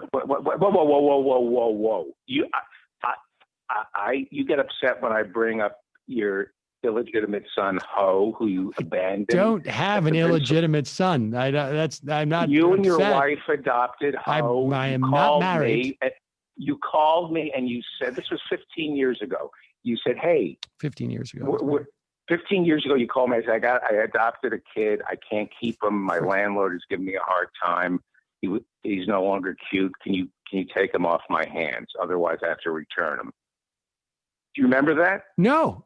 In fact, I can't even imagine I would have had reason to call you 15 years ago. And I had to come and I took the kid. In a million years, if I was in duress, I don't think I would call you. You blocked everything out. And I took Ho, and he was scratching the couch. He wouldn't go in the box. You don't remember any of this? No, I don't remember any of this. Howling all night. So, David, are things okay at home? Things are fantastic. What have you? I don't go to it. Why do you think I would go to a shrink? Honestly, I would think just the court mandate would be enough. You can bring that up now. Well, I think it's a public record, isn't it? Yeah, I'm presenting on your show. I present, and you like put cracks in the facade, and I'm supposed. Yeah, I go to a shrink. Well, there's you happy? There's nothing. There's no shame in that. Do you know what I'm suffering from? If you knew what I was suffering, there would be shame. And I didn't come on the show to talk about my. This is an ambush, quite frankly. I don't mean to ambush you. Oh, you're laughing. You think it's funny that I'm in pain? No, I don't think it's funny that you're in pain. I don't think it's not funny either, but I don't think it's funny. You think fake mental illness is a laughing matter? Listen, I think your duress is mildly amusing. A lot of people suffer from fake mental illness, Sam. I was not aware of that. It's a serious problem. A lot of people suffer from a fake mental illness that they use in interpersonal relationships to manipulate other people. And there was a time when we would laugh at people who faked a mental illness so they could make excuses for their bad behavior. But we've since learned that it's a serious issue and not to be trivialized. So you're suggesting that in the past that you have feigned a mental issue as a way of getting away with stuff in your relationships. Yes. And you have since understood that act of doing that is indicative of is in and of itself a serious mental issue. No. I think there's a stigma associated with faking mental illness. I was talking to it. I'm sorry? When I said the word serious, my phone thought I was talking to it.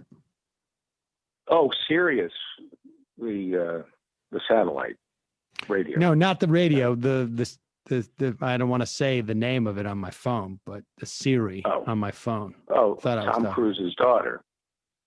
Not Tom Cruise's daughter. No, just my phone.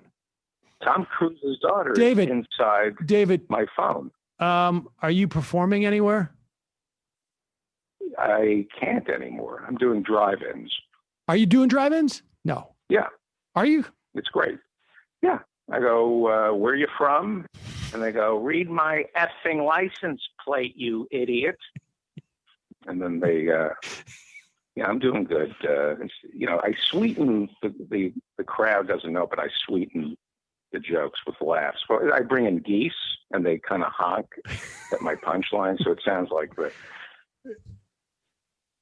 I'm really, and quite frankly, I cannot believe you brought up my fake mental illness. I'm sorry about that. I didn't realize that your fake mental illness was something that you were trying to keep under wraps. Well, I mean, you don't do a very good job. You stigmatize people with your smirk. I see that smirk on your face. I'd like to kiss it right off your face right now, the way that smirk. I'm sorry you're not here. That's well. Maybe next time we could do this in the studio. Oh, but let me also wish you a happy New Year. That's a little premature, isn't it?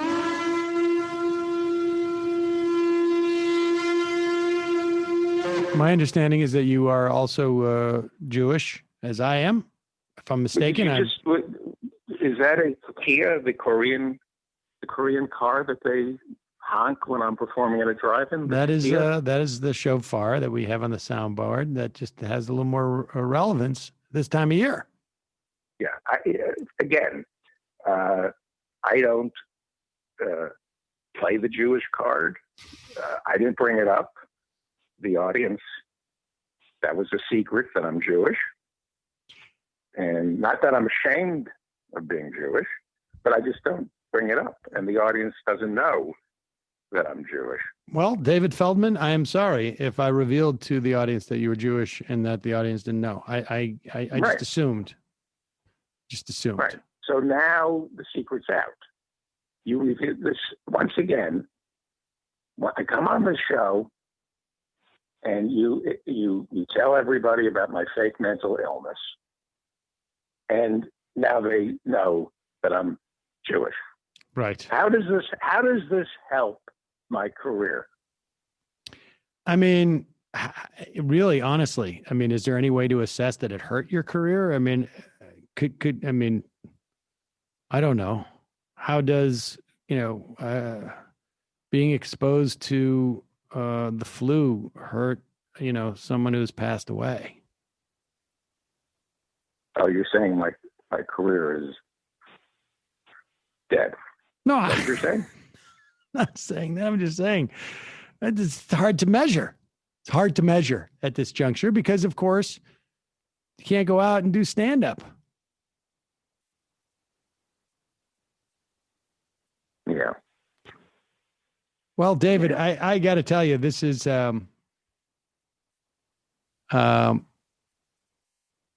this has been great talking to you. Yeah.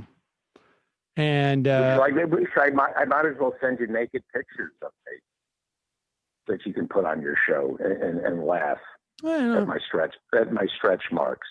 I don't think C-section. I don't think I'm gonna want to do that. I don't know. Before I came on your show, my name was intact. I had a great reputation. Now I'm going to say goodbye to you, and the whole world knows that I'm Jewish and I suffer from fake mental illness. Let me go pick up the pieces of my life. Thank you. Thank you so much. Thank you, David. It's always a pleasure. People should listen to your show, which I imagine will have to be revamped now based upon how the public perceives it. But it is the David Feldman Show, and it's a great show. So, I changed my name so nobody would know I was Jewish.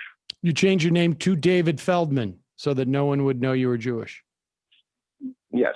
All right. Fair enough. How'd that work out? Work out well? Well, it was. I was flying undercover until you outed me. Well, what was your name beforehand? David Feldman with 2 N's at the end. 2 N's. Oh, all right. 2 N's. Yeah. So you're spelling it the Gentile way, which is 1 N at the end of Feldman. All right, I understand. I was. I thought your name was something more like David, I'm a Jew. God bless you. Would be something that you would change it from to Feldman to sound like you were not Jewish. So. Wow.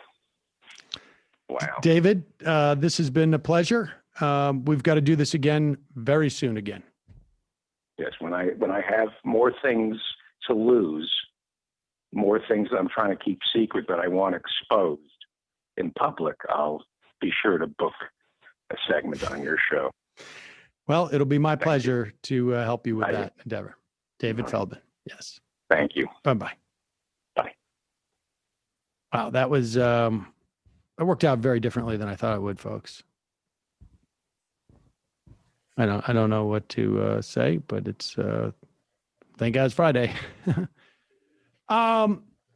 Folks, just a reminder, it's your support that makes this program possible. You can become a member at jointhemajority.com. Come back in the fun half. We will have a Dan Crenshaw just released a 4-minute Avengers campaign video for Texas Republicans. That's something special. We have some other clips. We will take some of your phone calls. Not many. In fact, we'll put, like if you're not on it now, there's how many callers do we have waiting? Oh, only 12. All right. We won't get to all of those, but at least it's only 12. We will take your IMs. And just a reminder, on today's Noah McKee show, the Noah McKee show, which you can find on youtube.com, Dana Nomi, I'm not sure I'm pronouncing her last name. Dana Nomi Mills, Natalie Schur, Laura Gabby are on Nomi's show today, right at 3 p.m. Check it out. The Noah McKee Show on youtube.com/The Noah McKee Show. And you can also check out via Patreon, patreon.com/The Noah McKee Show. Don't forget AM Quickie. We've got it every morning, completely free. Sign up at amquickie.com. Also, got some big news, ladies and gentlemen. Can we pop this up on the screen? at shop.majorityreportradio.com. You wanted carpenter pencils? We got carpenter pencils. We have a set of 4 for $10. Is that even legal to sell them for so cheaply? Union made too. These are union made. We only sell union made stuff, right? Is that right? Yeah. And all in the US. We've got the Posit pencil, the I'm Losing It Bro pencil, straight Majority Report pencil, and the Left is Best pencil. And of course, you sharpen these apparently by using a knife. So I didn't know about that. But nevertheless, these are great if, do you know any carpenters? Do you know any people who work on a job site? Do you, or around your office, right? You leave this pencil around. It's also good for kids who like to draw with these things. Oh, we also have a Posit shirt too. There it is. Posit. You asked for it. You got it. Posit. Look at that. It's made out of cotton. And it's a Posit t-shirt. And you get a Majority Report logo right on the sleeve there. So go to town on those things. Enjoy. And don't forget, justcoffee.coop, fair trade coffee, tea, or chocolate. Use the coupon code majority, get 10% off. Jamie, what's happening on the Antifada? Sorry, I was just laughing, thinking about that time where Sean had a bunch of knives sent to the studio because we didn't have a buzzer in our apartment. He needed them for work. And you were like, oh, no, knives. I mean, when you get sent a bunch of knives at an office, like work that we do, it's a little bit disturbing. Oh, Sean, good times. Yeah, I could see it from both sides. Well, I feel like that's turning into my catchphrase. Yep. There you go. Getting knives at the office could be disturbing, or it could be, I suppose if it was a knife shop, it wouldn't be disturbing. Mm-hmm. Or someone who knife target shop. Or someone who just knows about the tools that construction workers use. Okay. Jamie, what else you got? Right. So speaking of Sean, me and Sean do a podcast called The Antifada. And this week on The Antifada, we had on Aaron Thorpe, a.k.a. Posadist Trap God on Twitter, to talk about all kinds of things. I really like this one. We talked about the death of Ruth Bader Ginsburg and how the left should interface with the Supreme Court. We talk about Killer Mike. He had some harsh words for him and the Black misleadership class. White people pretending to be Black. What's up with that? And why haven't the Space Comrades brought us communism yet? That's out now for free. Also today, we released a bonus. It's an episode of Vampire Castle, my little side project with Leslie Lee from Struggle Session, where we talk about vampire movies. And in this one, we talk about 2 very silly vampire movies set in the workplace. Vampire's Kiss, which is apparently Matt Binder's dad's favorite Nicolas Cage movie, and Bloodsucking Bastards. So that's out now. Patreon.com/TheAntifada. I also want to plug, I was on Kate Willett's podcast, Reply Guys, talking about socialist feminism and other related topics. And that's out now as well. Matt, TMBS this week. Yeah, on Tuesday we had Marshall Steinbaum on, economics professor at University of Utah, to talk about sectoral bargaining and how we should address labor law with regards to things like gig workers and contract laborers. And on twitch.tv/literary hangover, I will be flying around probably the Great Lakes region. Maybe we'll be talking about some fur trade stuff at twitch.tv/literary hangover this weekend. That's great. I may check that out. Folks, quick break, fun half. You are in for it. All right, folks, 646-257-3920. See you in the fun half. Are you ready?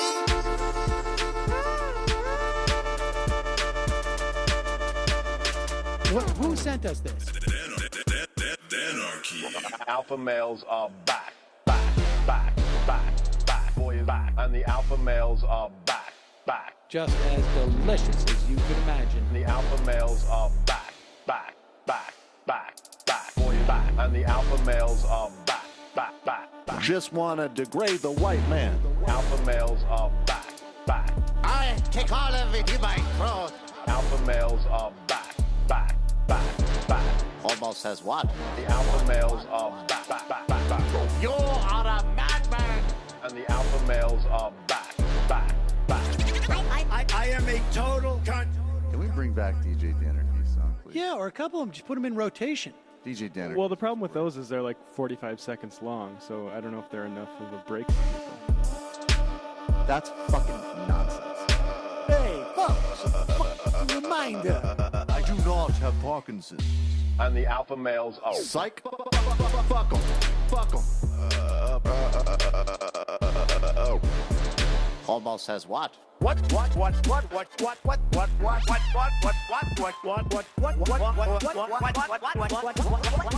Almost says what? A hell of a lot of bank. A hell of a lot of bank. A hell of a lot of bank. Hell of a lot of bank. A hell of a lot of bank. All lives matter. Have you tried doing an impression on a college campus? I think that there's no reason why reasonable people across the divide can't all agree with this.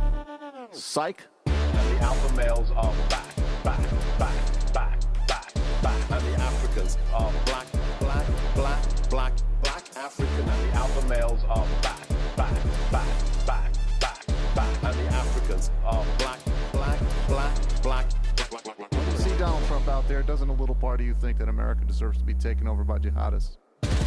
Keep it at 100. Can't knock the hustle. Come on. Fuck 'em. Things I do for the bigger game plan. By the way, it's my birthday. Happy birthday to me, Jew boy. I have a thought experiment for you. And the alpha males are back, back. Africans are black, black. Alpha males are back, back. Africans are black, black.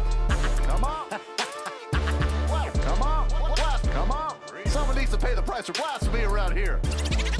I am a total pussy.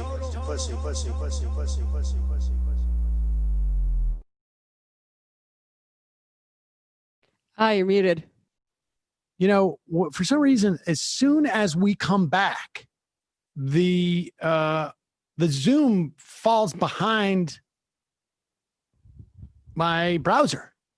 So as soon as I have to unmute myself, I lose the picture and then I have to dig through it. Welcome to the Fun Half, ladies and gentlemen. This is where we have fun. And here's this is fun. This is the President of the United States saying that, now recall, the president's most ardent supporters believe that the coronavirus is overblown and it's a hoax. Simultaneously, they also believe, because their president has told them, that the vaccine's not being released because people are trying to suppress it for electoral advantage.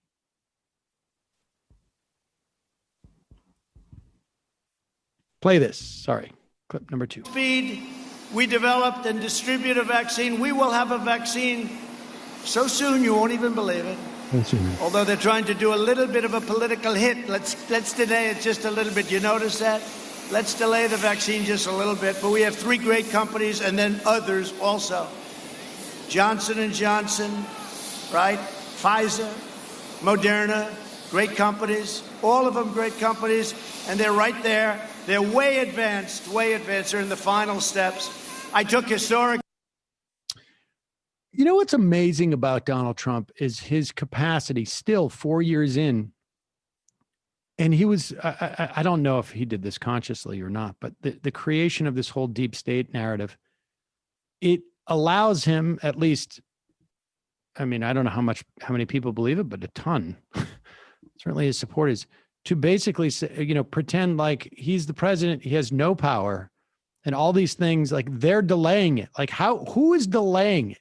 The deep state scientists, I guess, are delaying the vaccine to hurt him electorally, as opposed to releasing it because, we know these major corporations, they're not interested in the enormous profits by being the first to market with a vaccine. It is, yeah, well, they're going to make a ton of money off of giving everybody a vaccine that works. It's a win-win. But it's fascinating to me that he has somehow been able to establish that he has no control over these things, that they're able to stop the vaccine. It's also amazing to me that both coronavirus can be ginned up for the sake of the election and the vaccine is important to roll out, but they're not letting it roll out. Like, why would you need a vaccine for a hoax? Well, I feel like he's kind of walked back the idea that the virus is a hoax at this point. Like we hit 200,000 deaths, and I mean, he was on TV like a while back saying that's not that many, which means that he acknowledges that people have died, right? Well, he acknowledges people have died, but he said the other day, like, it's almost impossible to catch it unless you. If you have another sickness besides just being old, young people don't need it. So why do we need a hoax? Why do we need a vaccine? You saw that clip of that we played. Maybe you weren't here with Michael Schur went to a Trump rally and they're all like, one woman said, yeah, no, I know 2 people have died of COVID, but I think it's overblown. That's why she's not wearing a mask around her 92-year-old mother. So how do you have a base that believes that and then simultaneously believes that it's relevant that they're holding up a vaccine? Why wouldn't they? It's not necessary. I feel like we'll go insane if we try to make sense of the many beliefs held by the Trump base. Oh, I'm sorry. Because I am already I feel like I'm already there. Just don't think about it, Sam. I think I'm like super close to already, like, I'm on the margins of sanity at this point. Would you say that you're losing it, bro? I'm losing it, bro. That's what I would say. Yes, exactly. Donald Trump, like a stand-up comedian, if he gets a riff that he thinks is working, he will repeat it over and over again. And if he gets a riff that he thinks is working, and the target of that riff is not white, he will really hammer it. And he apparently is just obsessed with this story about Ali Velshi from MSNBC, who was out reporting, I guess, at a protest. And Trump has told the story, like, I think almost every single day since it happened. Here he is in Jacksonville, Florida. Of tear gas and pepper spray. And it was, remember the CNN reporter, he went down. He got hit on the knee with a can of what? Yeah, that's right. He got hit. He said, I'm down. He was down. It's too bad. I felt badly for him, though. He went down. Ali Velshi. Remember, he was standing, and he was saying, this is a friendly protest. It's wonderful to see the lovely people that are here. He's ducking. And behind him, the entire city was burning down. Do you remember that? The entire city. Why are they doing that? What's the purpose of it? I don't get it. But no, he got hit on the knee with a canister of tear gas. They say it hurts.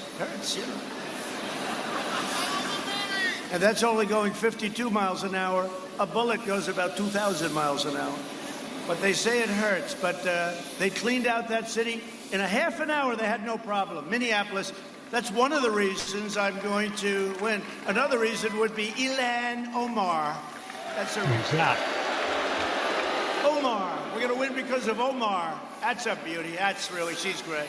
She's great. She loves our country very much. This is honestly, and I didn't realize this. I guess the thing with Velshi happened in May. Damn. He's still talking about it. But you notice, like, this is very much like a stand-up set. Like, I'm going to do the chunk about Velshi because I'm getting the reporter. And then I just roll right in to Omar. And it's like I'm getting like it's like a callback on the racism.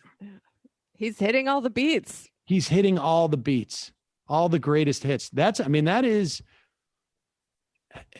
the fundamentals of his campaign. Is that an indoor rally in Jacksonville? That's got to be outdoors, right? Do we know? Who knows? We just got to watch the infection rate.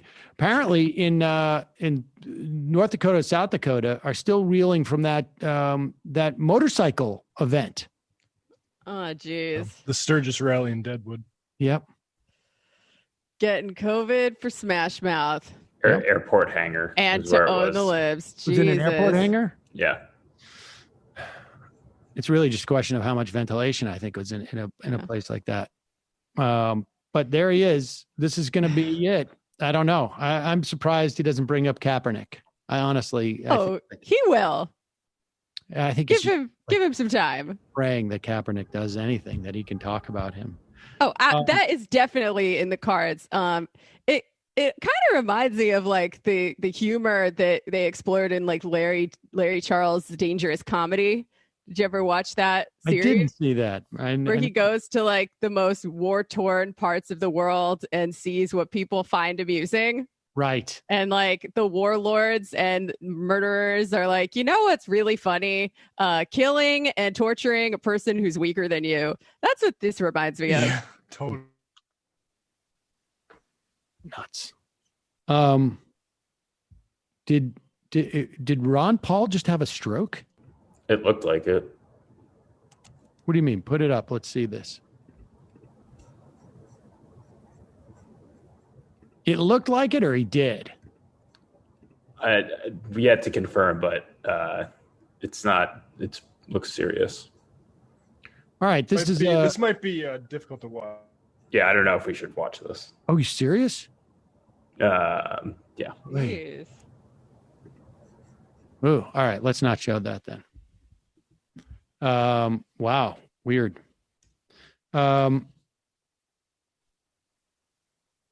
Here is, wow, that's disturbing.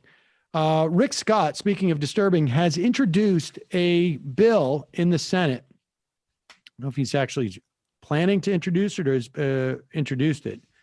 You remember Rick Scott. He was the one who had to take the Fifth Amendment, I think, like dozens of times as they were investigating his company for Medicaid fraud. That was back before he became governor and senator. On Thursday, Florida Senator Rick Scott proposed a bill that would change election laws with less than 6 weeks to go until a November election. I mean, this is just absurd.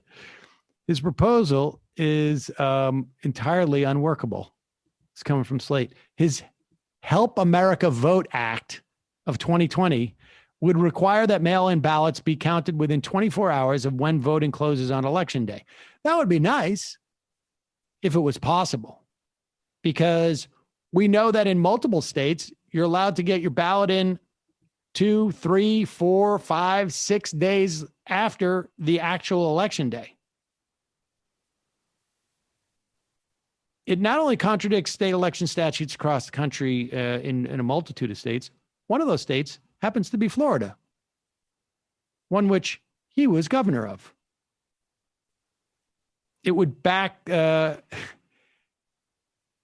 it's really insanity. Now, the reason why he's doing this, and people should be clear, this is just another way to undermine the validity of the mail-in ballots.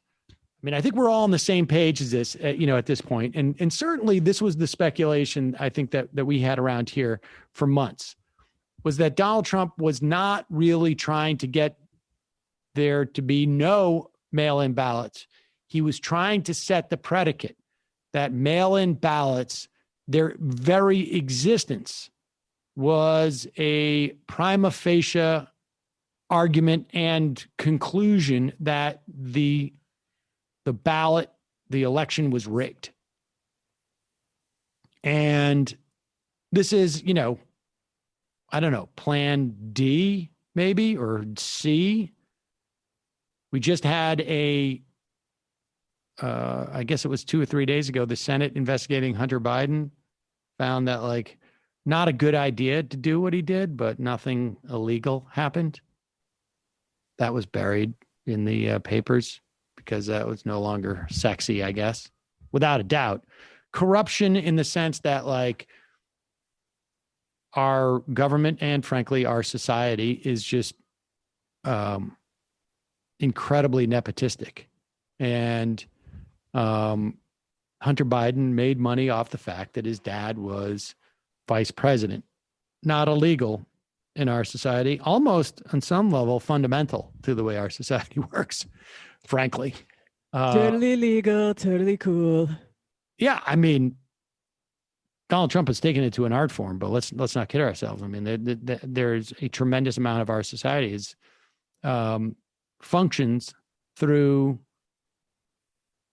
people who have been privileged, opening the doors and helping other privileged people. I mean, that is the way our society functions.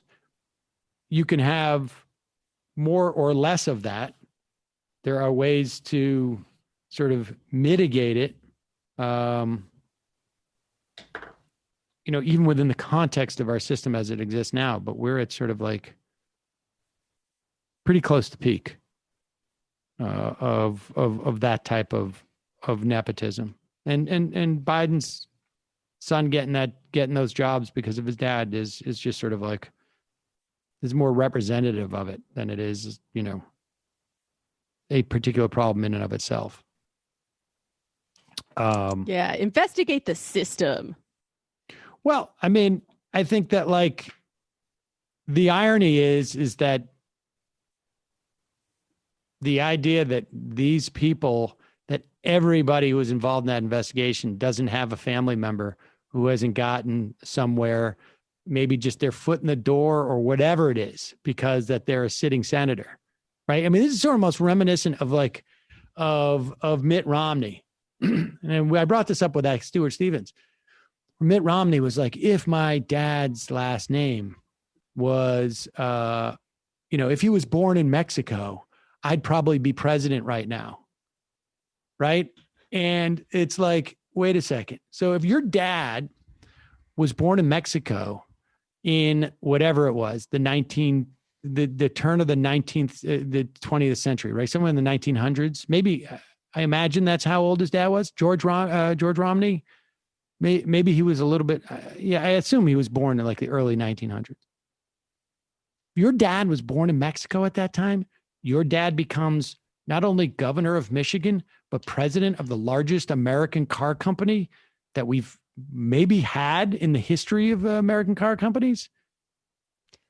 Yeah, because of all the affirmative action that was happening around that time. Right. It's just like, oh, you're a Mexican national? Oh, well, yeah, by all means, you're going to have massive success in corporate America during the 30s and 40s and 50s. And of course, the people of Michigan would elect you governor, George Ramirez, in 1950 or whatever it was. I can't remember, 60s. And then, of course, Mitt, you would have all the advantages, so much so that you would complain, or not complain, but just sort of talk about how when we were in college in Cambridge, we were struggling. We were living on like a $40,000 stock portfolio. We had to sell some of those. This is in like the 1960s or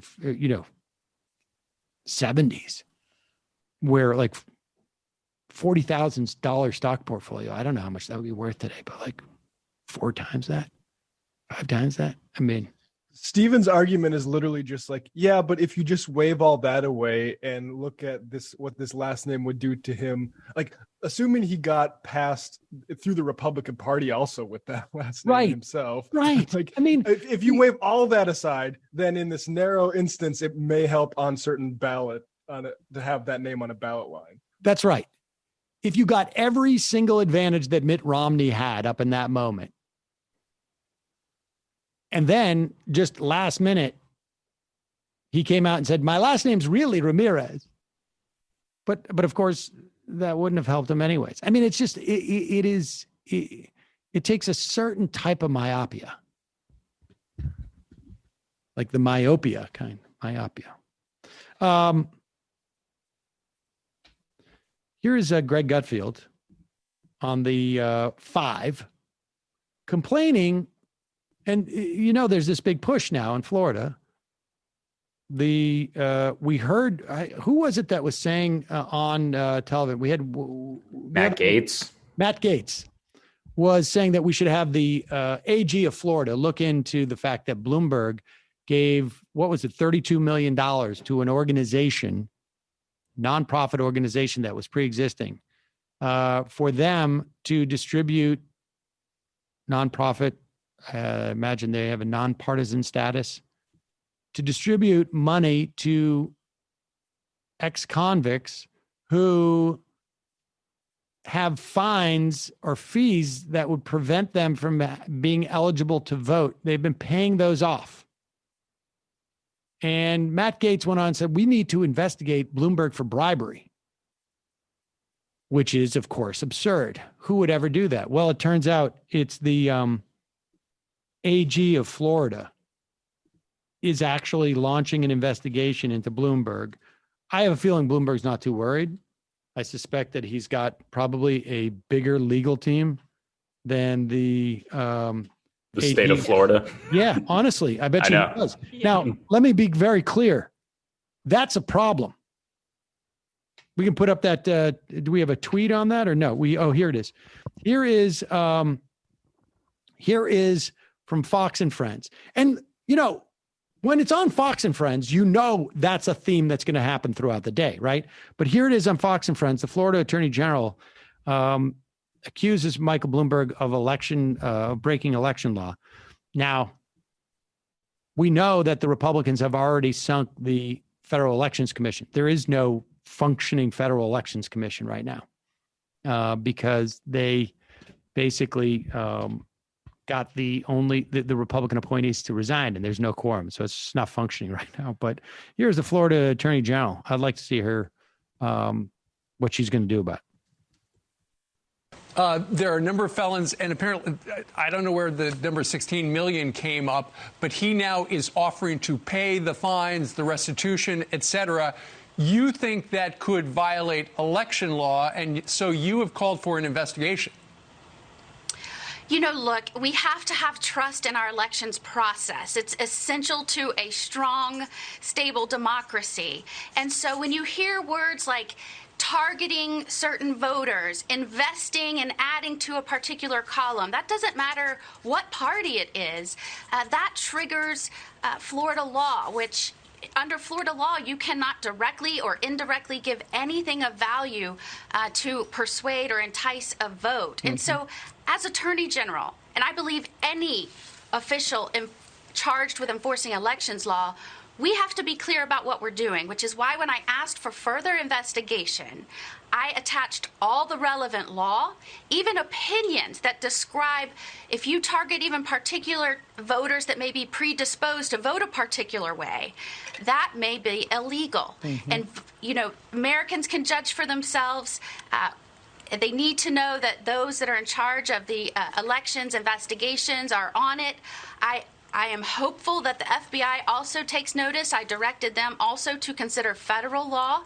Americans need to know that no stone will be left unturned and investigations will proceed so that they can trust in these elections. I have heard some people suggest that Michael Bloomberg is just simply trying to buy votes down in Florida, but there's no guarantee that these people would vote for any particular candidate. Yeah. In fact, there's not just no guarantee that they would vote for any particular candidate. There's no way to in any way guess which candidate they would vote for. And the idea that the American people, you know, have to decide, she's giving away the game, right? This is really just like, oh, I'm trying to add my 2 cents to the idea that if Trump loses in Florida, that it's illegitimate. And therefore, he should be named president. That's all that's going on here. And Fox is really, really doing their job here by adding to this notion that this is going to be a fraudulent election. Do we know if they're targeting people who are predisposed to vote Democrat? I mean, it's not inconceivable to me that ex-convicts could be predisposed to vote for Democrats, but it's Florida though. Yeah, I saw some numbers regarding that specifically, and it's not as like clear cut as you might think if they were just. Well, I don't even have a guess as to whether that is. I'm saying like that entire cohort could be, but it's absurd to then say you're actually giving them something of value. All you're doing is you're allowing them to vote. This is not this is not fungible. Right? You're giving them money or something to value. What you're doing is you're just allowing them to vote. Period. If there was, let's say there was some type of stipulation, like for instance, you have registration drives, right? Where people go and they help people register to vote. Now, is that something of value? Having a service where somebody comes to you and helps you register in your homes, or if there is a voter ID law and somebody and the ACLU comes out and says, we're going to take you we're going to drive you to the DMV so you can get an ID. Is that something of value? I mean, yes, it is, right? Like I pay for, if I take a taxi, I pay for it. If someone drives you to the polls, is that something of value? Well, yeah, it is. I mean, it would cost me money. I mean, so it's an absurd calculation because they're not getting money. What they're doing is they're getting essentially their specific fees and paid. Yeah. And yeah, so I guess you could say that maybe via some stretch of the imagination, if you think they were definitely going to pay those fees themselves and now they don't have to, then they're getting money from it. But we know that that's not true. Well, but it's the same. It's the same as I'm going to drive you to the polls. Yeah. No, yeah, it's a bit of a stretch. I do like it though, like the idea that these Fox News people could be coming via some ass backwards mode of reasoning to realize that it's bad to let billionaires have to switch power, right? Like confiscatory tax policy to own the libs.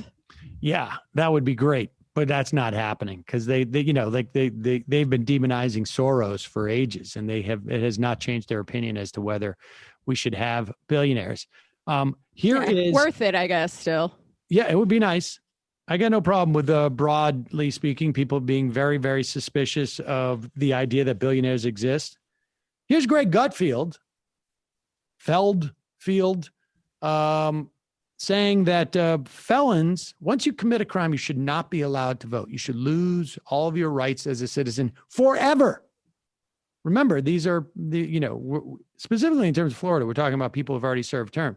Now, there's also a very good argument that you should still be able to vote, even if you've committed a crime and you're in prison serving in that regard. But here's Greg Gutfeld says, no. Seems to be moving ahead in Florida. Well, I'm not going to address that because I have nothing to say about it. I'm not prepared for that point. But I will say this, looking down at my notes. How long is it before the word felon? An offensive word. So since we're talking about voting, maybe we just call them undocumented voters, right? Because that's the way we're going. I think to your point, Kennedy, is this really a good investment? A guy that knocks off a liquor store, is he the type of dependable citizen who knows the day to vote, right? He might tell you to vote, Dana. Dana, go vote, and then he'll break into your apartment and steal all of your dog toys. So I don't know if a felon is actually going to be the type of person who I say 1,000. First of all, the toys are not mine. They are Jasper's. And secondly, I think there are some people that they want to turn their life around. Dana, give me some names of felons that you know that are voting. Rick? That are not in this building. that are not. Well, I mean, that's a long list. I'll actually get you true. the other one. I mean, I don't know anybody. I don't know anything about who these The felons National are. Tuesday. Does anybody know? I will tell you this. You don't hang out in those circles, Godfather. When you're in prison and you're fighting for your rights, you tend to educate yourself and you talk a lot about the system and politics with other people, especially some of these nonprofit groups like the Bail Project, who really try and. I'm trying to think of the guy's name. Is it Desmond Meade, who's down in? Yeah, I mean, there it is. I mean, Gutfield really just believes that. I guess I don't know. I mean, Greg Gutfield wrote for Maxim magazine. I would put the interest in voting from those people. I would question their desire to vote at any time they're caring about society. I don't know how you could have written for that thing. I would also just point out like the size of our incarcerated population in this country, and that maybe there may be some perverse incentives that are adding to that, and disenfranchising people as a function of locking them up might be one of those perverse incentives that has been acted on in this country for the last like 30, 40 years. Without a doubt. I would say that is without a doubt. For how many years? Because I think actually that has been that has been since slavery. Yeah. Mm-hmm. That is, I would say, a foundational purpose of the prison industrial complex and its growth ever since the end of slavery and the very incomplete failure of Reconstruction. Take some people off the board. Yeah. And again, I mean, people should remember we did not completely rid ourselves of slavery after the Civil War. We narrowed when slavery was legal in this country. And if you look at the, I think is it the 13th Amendment? Got a big asterisk. Slavery is illegal unless somebody's in prison. Yep. And then they made, oh my God, a bunch of new laws designed specifically to put Black people in prison. Wait, do you have an ounce of pot on you? Do you have a gram of pot on you? You're boom. I mean, that's the way that's the way that rolls. It's that's. Yeah. I will say, props to Kennedy.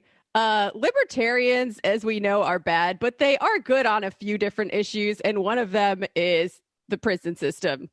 Well, even Dana Perino, who is, I don't know that I would call her a libertarian, is like, that may be a little bit extreme.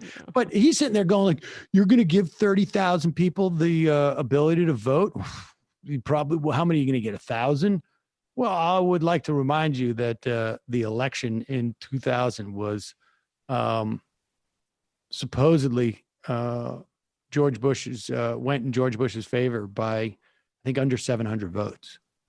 So, and incidentally, much of where we are today as a trajectory, I think, is a function of that vote or not vote.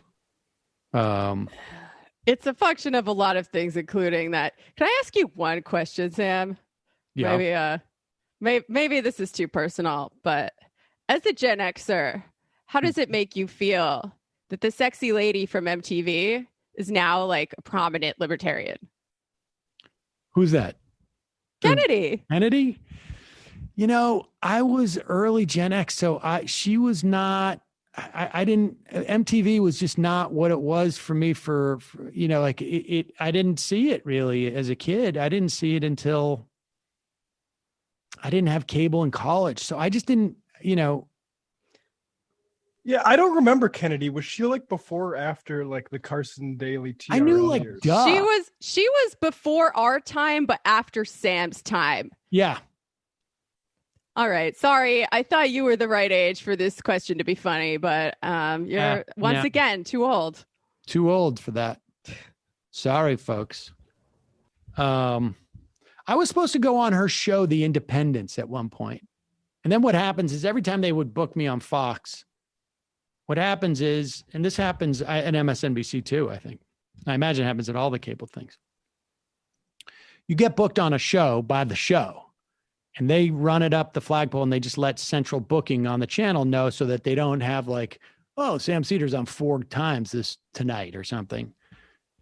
But that's also where they keep the essentially the blacklist. And Hannity had put me on that list, I'm quite sure. So there were multiple times over the years where I would get booked on a Fox show, and then I would get a call back like, hey, it's not going to work out.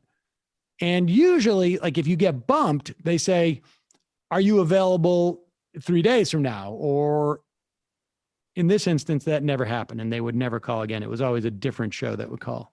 So I wasn't allowed on Fox for that. So it's unfortunate. I would have liked to have gone on that show, not because of her MTV work, but because of the libertarianism is always fun.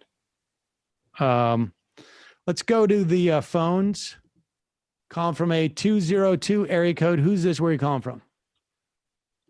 Hey, this is Paul from Annapolis. Paul from Annapolis. What's on your mind, Paul? Yeah. Well, that David Feldman, man, such wisdom. I tell you, he gives me hope. Well, but that's not what I want to call about. Yeah, I appreciate that. I appreciate you not wanting to call about David Feldman. That was... Actually, what I'm calling about is the recent interview you had with Justin Elliott. Yep. You're talking about on Ring of Fire. I interviewed Justin Elliott from ProPublica. Let me just tell people about this. It's worth listening to this. Absolutely.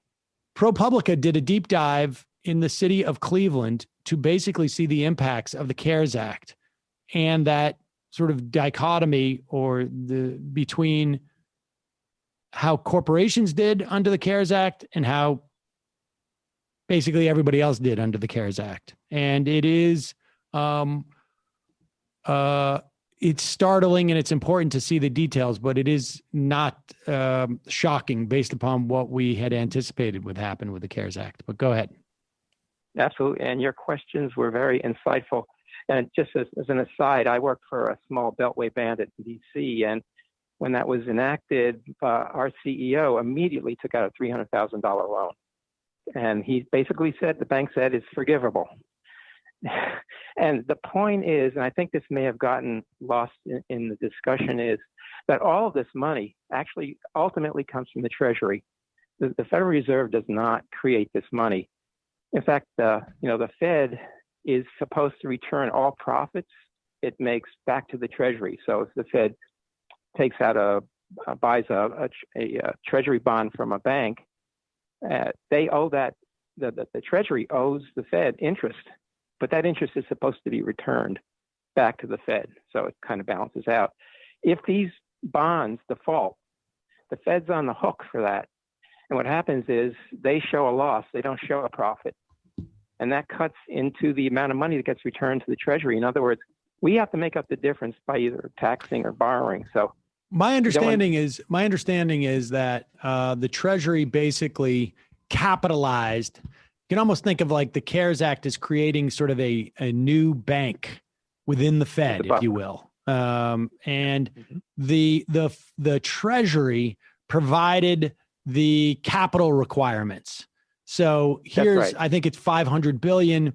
And the Fed then said, okay, now we're going to loan out like $2 or $3 trillion and our and this is our capital. And so in the event that none of that money is paid back, then we've got to pay the Fed. We've got to cover that in some way. But, look, I mean, the bottom line is what is also clear is that we don't necessarily need to tax and we don't necessarily need to cut to pay that off, right? Or borrow. We can just we can just say that, okay, we're good. And that's it. I mean, Nope. I have to differ with you on that. And that's kind of a fantasy that's kind of going around. Right now, the way the system works is the only way, and if you just look at the OMB spreadsheets and their budgets, everything has to balance. That there has to be tax revenue to cover it. So it's kind of a fantasy that's been spread around with modern monetary theory, which is not true. We can afford anything that society has resources to provide. But what we don't have right now is the actual method to pay for it. And but we can create that money. No. Yeah, we can. I've read the same books that you have, and if you really read Kelton's book very carefully, she says we need to change the laws to be able to do this, and they don't. It's to ultimately kind of zero them out is what you're saying. Couldn't the Treasury right now? Doesn't the Treasury right now have the ability to mint $1 trillion platinum coin? Yeah, there's a lot of controversy about that, and it's kind of a gimmick. And, well, no, I mean, of course it's a gimmick, but I mean, it's all a gimmick. But does the Treasury have the authority to mint any coin that they want and create a value for it? If you look at that law, it's basically for commemorative coins. And so it would be really stretching what the intent of that law was. But I get your point. Well, fortunately, we now will have 6 strict constructionalists who don't even contemplate the intent in that respect. They just look at what the words mean, what they say. Well, let me point you to something that really will work. In 1862, there was an act. Are you breaking up right when he's about to give us the entire answer? Go ahead. Right. Well, no, it was when Lincoln wanted to fund the war. The banks were charging exorbitant interest, and Lincoln said, "Okay, we'll make our own money." And this is the first time that has ever been done. The Treasury created what were called greenbacks, about $450 million worth of greenbacks. And it wasn't until 1874, I believe, that the banks said, you're cutting into our business. Because, right now, banks create all of our money. And they rent it out. It's called a loan. And they collect the rent. It's called interest. And the banks would have none of it. And the whole law was quashed back then. But that's the only time that we've ever done it. But that is the real example of the government, the Treasury, actually creating money to buy the things that we need. And we're trying to reform the money system.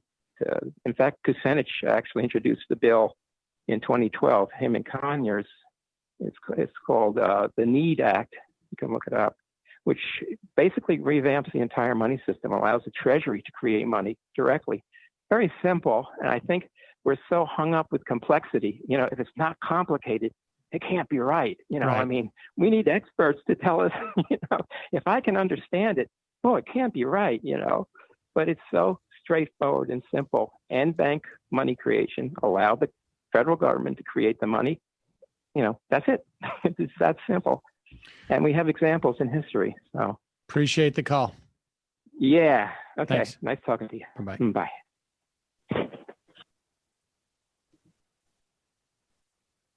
I guess the point of saying that we can do it, and I do actually think the platinum coin is you can do it, but that we can do it it's a political question, not a scientific one. It's a question of will, as opposed to the sort of the laws of physics.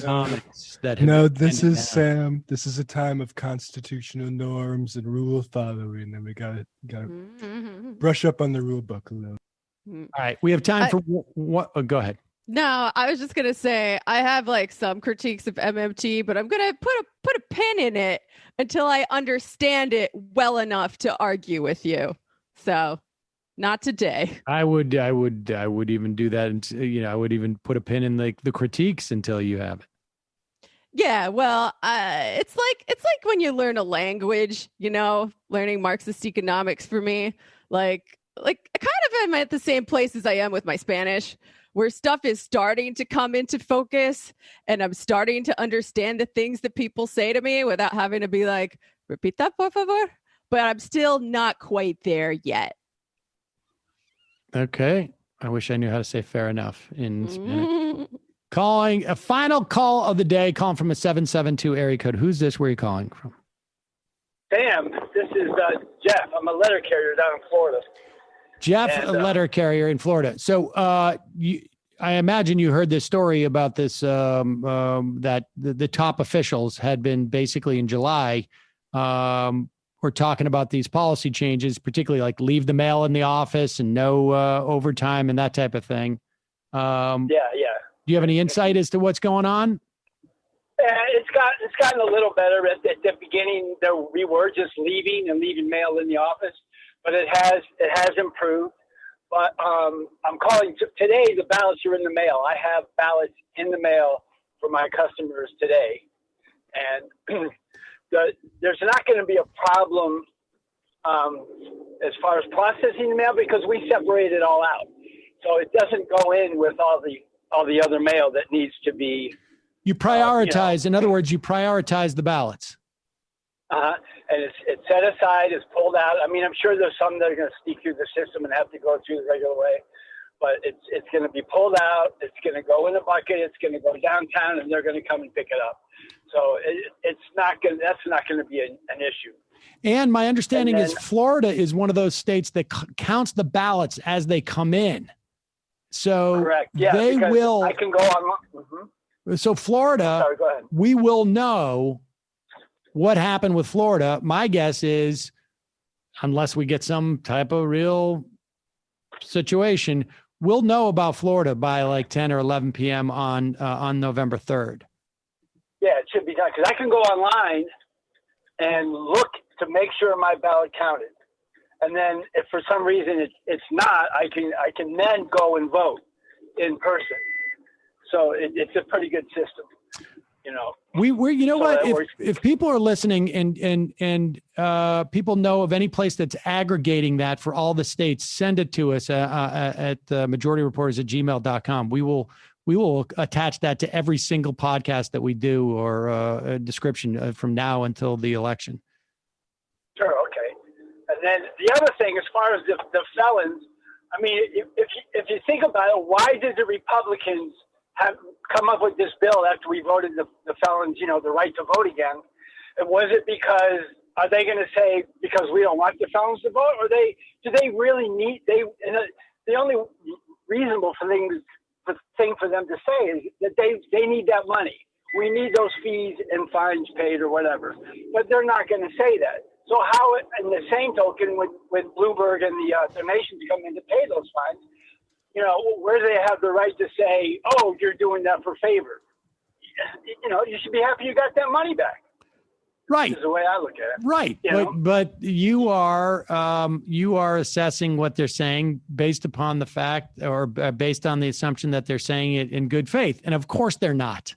Almost definitionally, right, exactly. They're not. They can't. Of course not. And they have, the real problem is, look, all politicians lie, but they do it with such a lack of shame that it's impressive. I mean, it really is impressive. They're so in your face about everything. I don't know what it is with their personality, but man, they're just in your face. Jeff. But anyway, thanks for the work, Sam. Appreciate it. You too, man. Stay safe. Appreciate it. Thank you for the work, and thanks for updating us. And if anything comes up, let us know again. Appreciate it. All right, we're going to take a couple IMs. Oh, I want to do this, Ben Shapiro, because this, you know, a lot of people are freaking out about Donald Trump saying the other day, look, you know, I'm not going to have to do transition of power if you eliminate the mail-in ballots, which is, I mean, pretty smart. Well, I mean, it is. I mean, it's like akin. Pretty clever, right? Well, it's akin to saying sort of like, hasn't there been like maps that they put like, hey, if you didn't have black people vote, this is what the Republicans would win every time, you know, like, and they just show this map or something like that, or like, you know, if you don't actually look at how many people voted, but really how many cities Republicans would win, you know, it's just sort of this weird response, but it's a little bit disturbing to have the president say this. Now, if you were saying it in a jocular tone, like, if the Democrats don't vote, there won't have to be a transition to power. No, I'm kidding, of course, guys. Look, the bedrock principle of our democracy is a peaceful transition of power. Well, that's not what happened.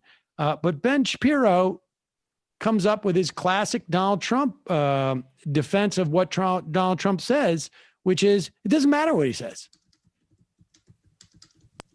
So President Trump was asked yesterday about whether he would commit to a peaceful transfer of power.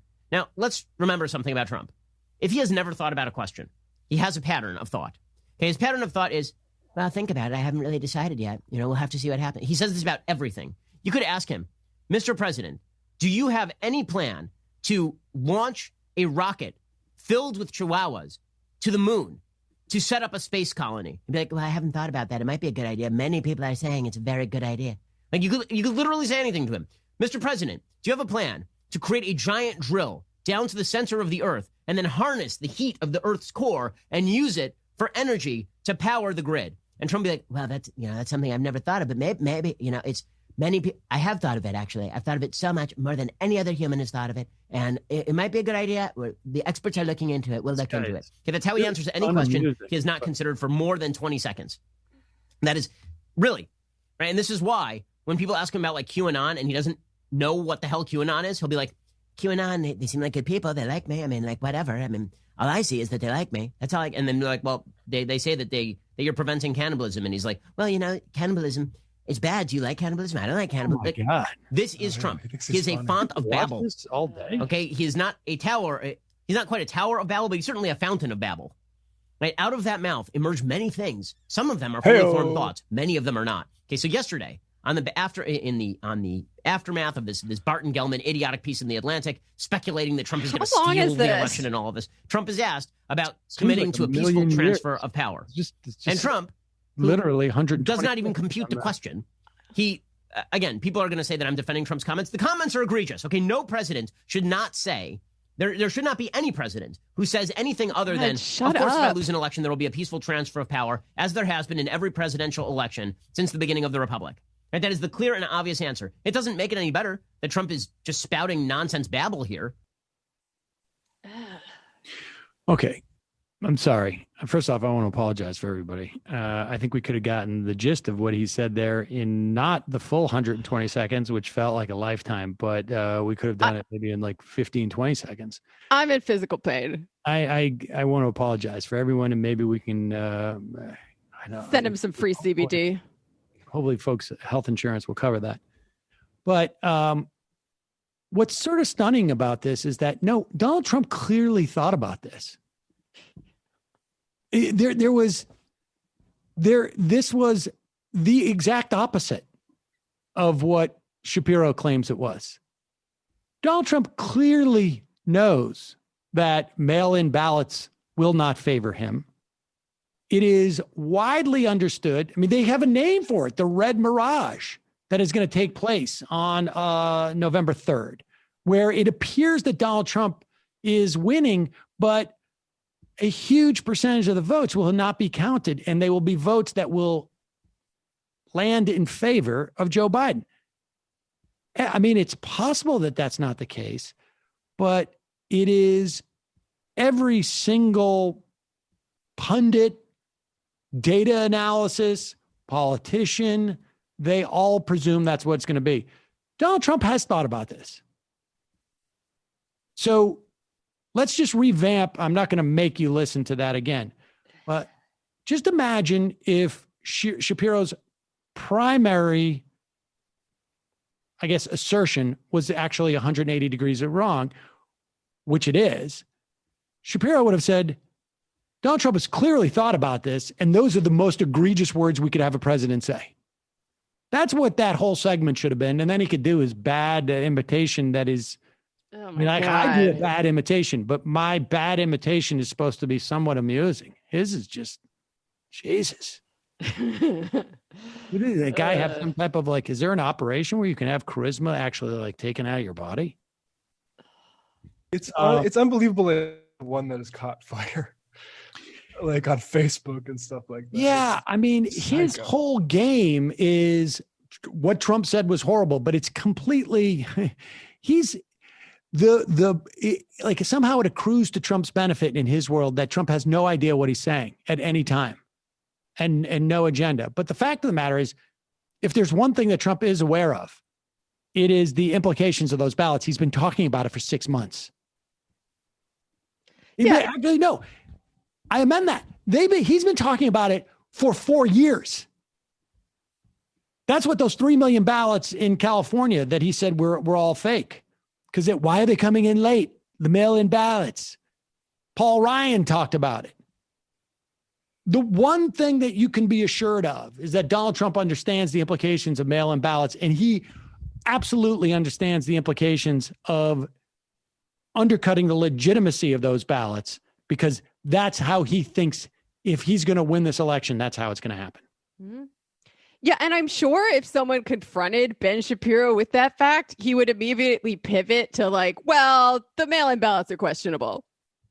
They are, in fact, questionable because... Oh, my God. I'm sorry. Take some Molly and shut up.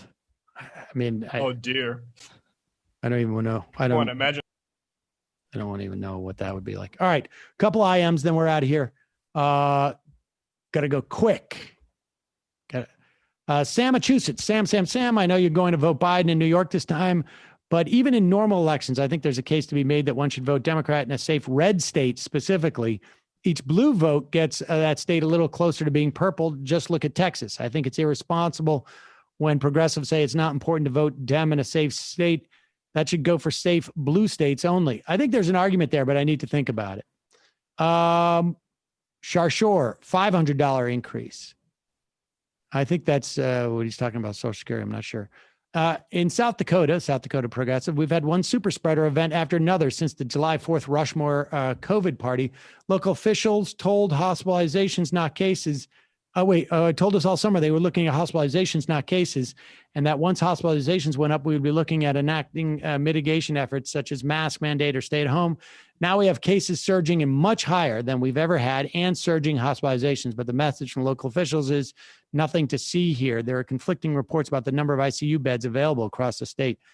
Nome's response is to stay out on the campaign trail for Trump, auditioning for an extra. Yeah, I mean, people like blue states have their problems, but I mean, when you have complete control of a state by Republicans, it's a special kind of hell on earth. AM Quickie not posted on other usual podcast venues this morning. That's weird.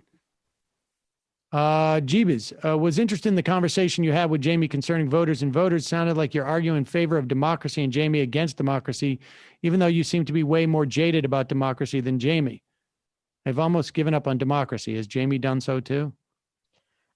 I certainly have my critiques of bourgeois democracy. And I think the kind of democracy that we would have under socialism or communism might look a little bit different. However, it is still bad when they try to roll back the degree of democracy that we have right now, right? I think we're in agreement on the second part, at least.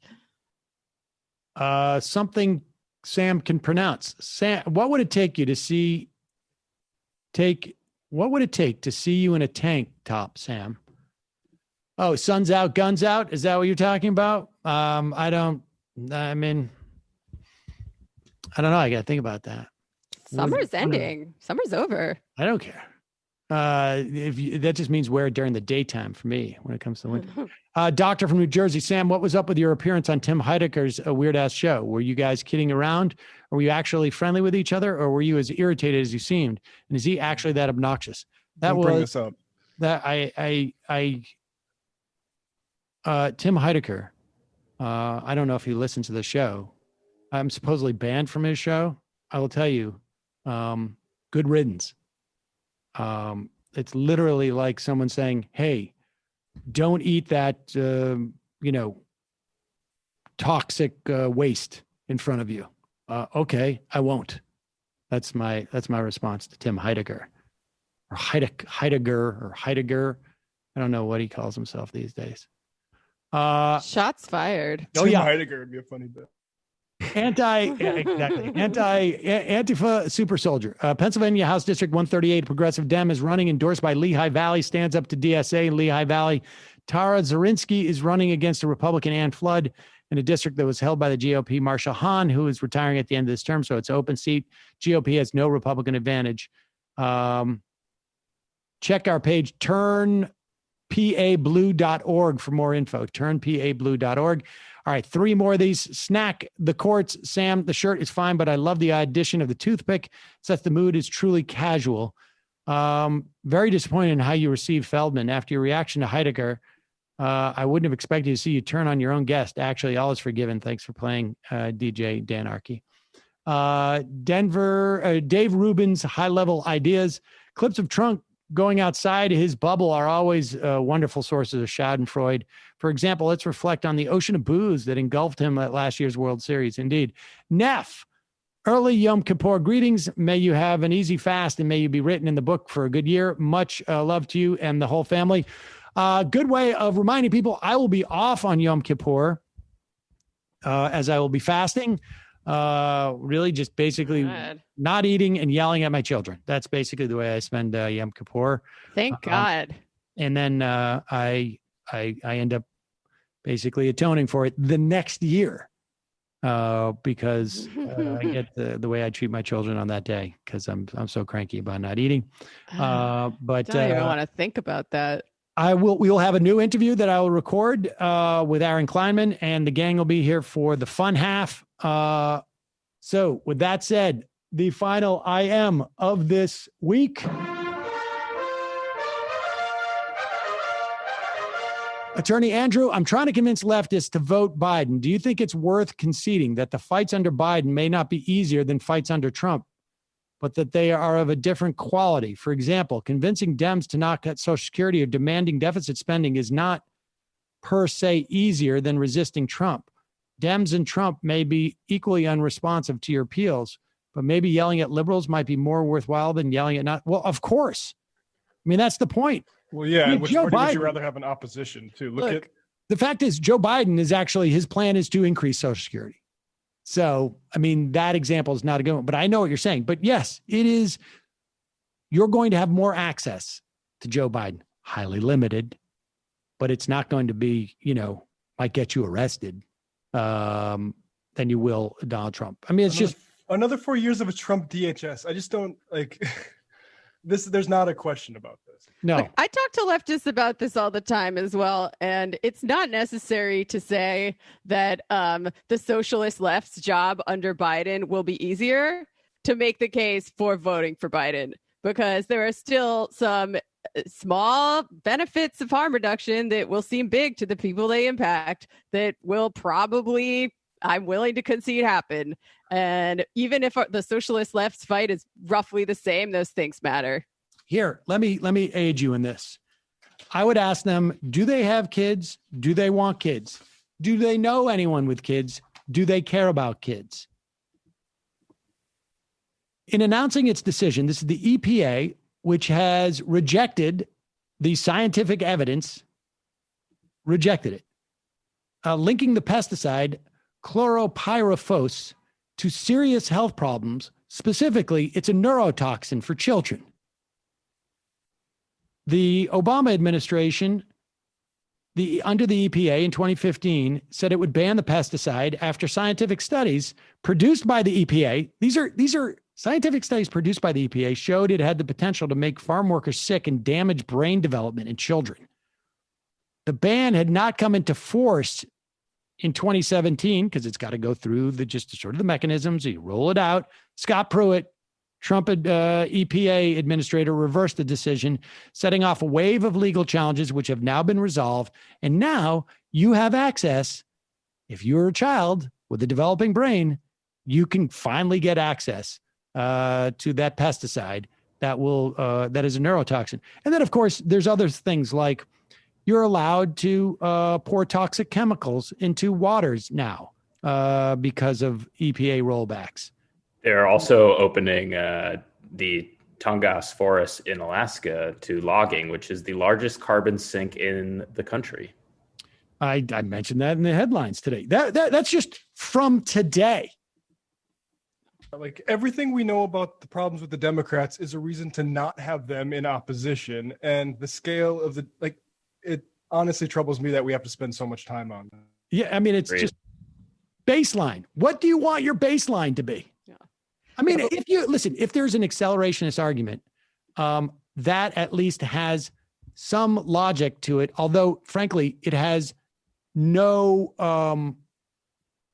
there is no reason to there's no data points. Let me put it that way. It has some logic to it, but there's no data points. I mean, we had Trump for 4 years. We have a candidate who is to the right of the candidate we had in 2016. That's just the reality. And so you can have an internal logic and a theory about accelerationist politics in this country, but it's not supported by the data. So, yeah. All I'm saying is none of these incremental reforms probably bear any relationship whatsoever to the fight for socialism. I wasn't even convinced that what Bernie's program was rolling out had a relationship to the fight for socialism, but there was at least a case to be made. But we don't need to make that case right now in order to still say that Trump is bad and needs to go. I would also appeal to people not based upon their branding or their identification as a socialist. It would be, do you care at all about farm workers? Do you care at all about children? Do you care at all about climate change? You don't have to be a socialist or not a socialist to care about those things. And if you do, then the choice is quite easy. There's nothing complicated about this.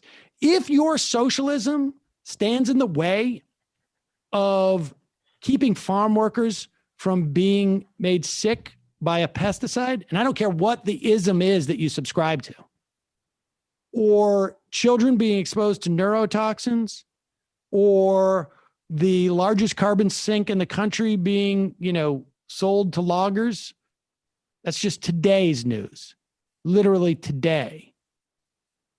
If whatever ism you have keeps you from doing that, then, I'd say you misunderstood socialism too. Can I say one more thing about this? Because, okay, I think, it's almost kind of silly to talk about an accelerationist strategy because we don't get to decide that. We are in the accelerationist timeline right now. Things are declining. We are in a crisis that we have not seen the bottom of yet. Trump, accelerationism. Biden, also accelerationism. And I really believe, as most socialists do, that in order to truly solve the problems, we need to organize, fight, and win a revolution to overthrow this system. We are nowhere near having the ability to do that right now. And if there's a chance that Biden winning will make us the acceleration, just not even reverse it, just slow it down a little bit and give us more time, I'm satisfied with that reason. And I would say there's far more greater than the chance in that. I think the difference is fairly stark. And I say that also as someone who identifies as a socialist. Yeah, because we're not ready. Spoiler alert. I've been on the left a minute. We have very little power and we're not ready. So final I am of the day, left is beast. Tankies don't have tanks. See you. We'll be back on Monday, and then I'll be back on Tuesday. Have an easy fast if you are of that ilk. Bye-bye. It might take all the strength I got to get to where I want, but I know somehow I'm gonna get there. I wasn't looking when I just got caught between the truth and the lie bar. But finding out won't make me feel any better. Yeah, I know the clock is ticking, but the meds are gonna kick in, and my pilot light's shining bright. I guess somewhere the choice was made for the option where you don't get paid, for the road that bends before it finally breaks you. I guess somehow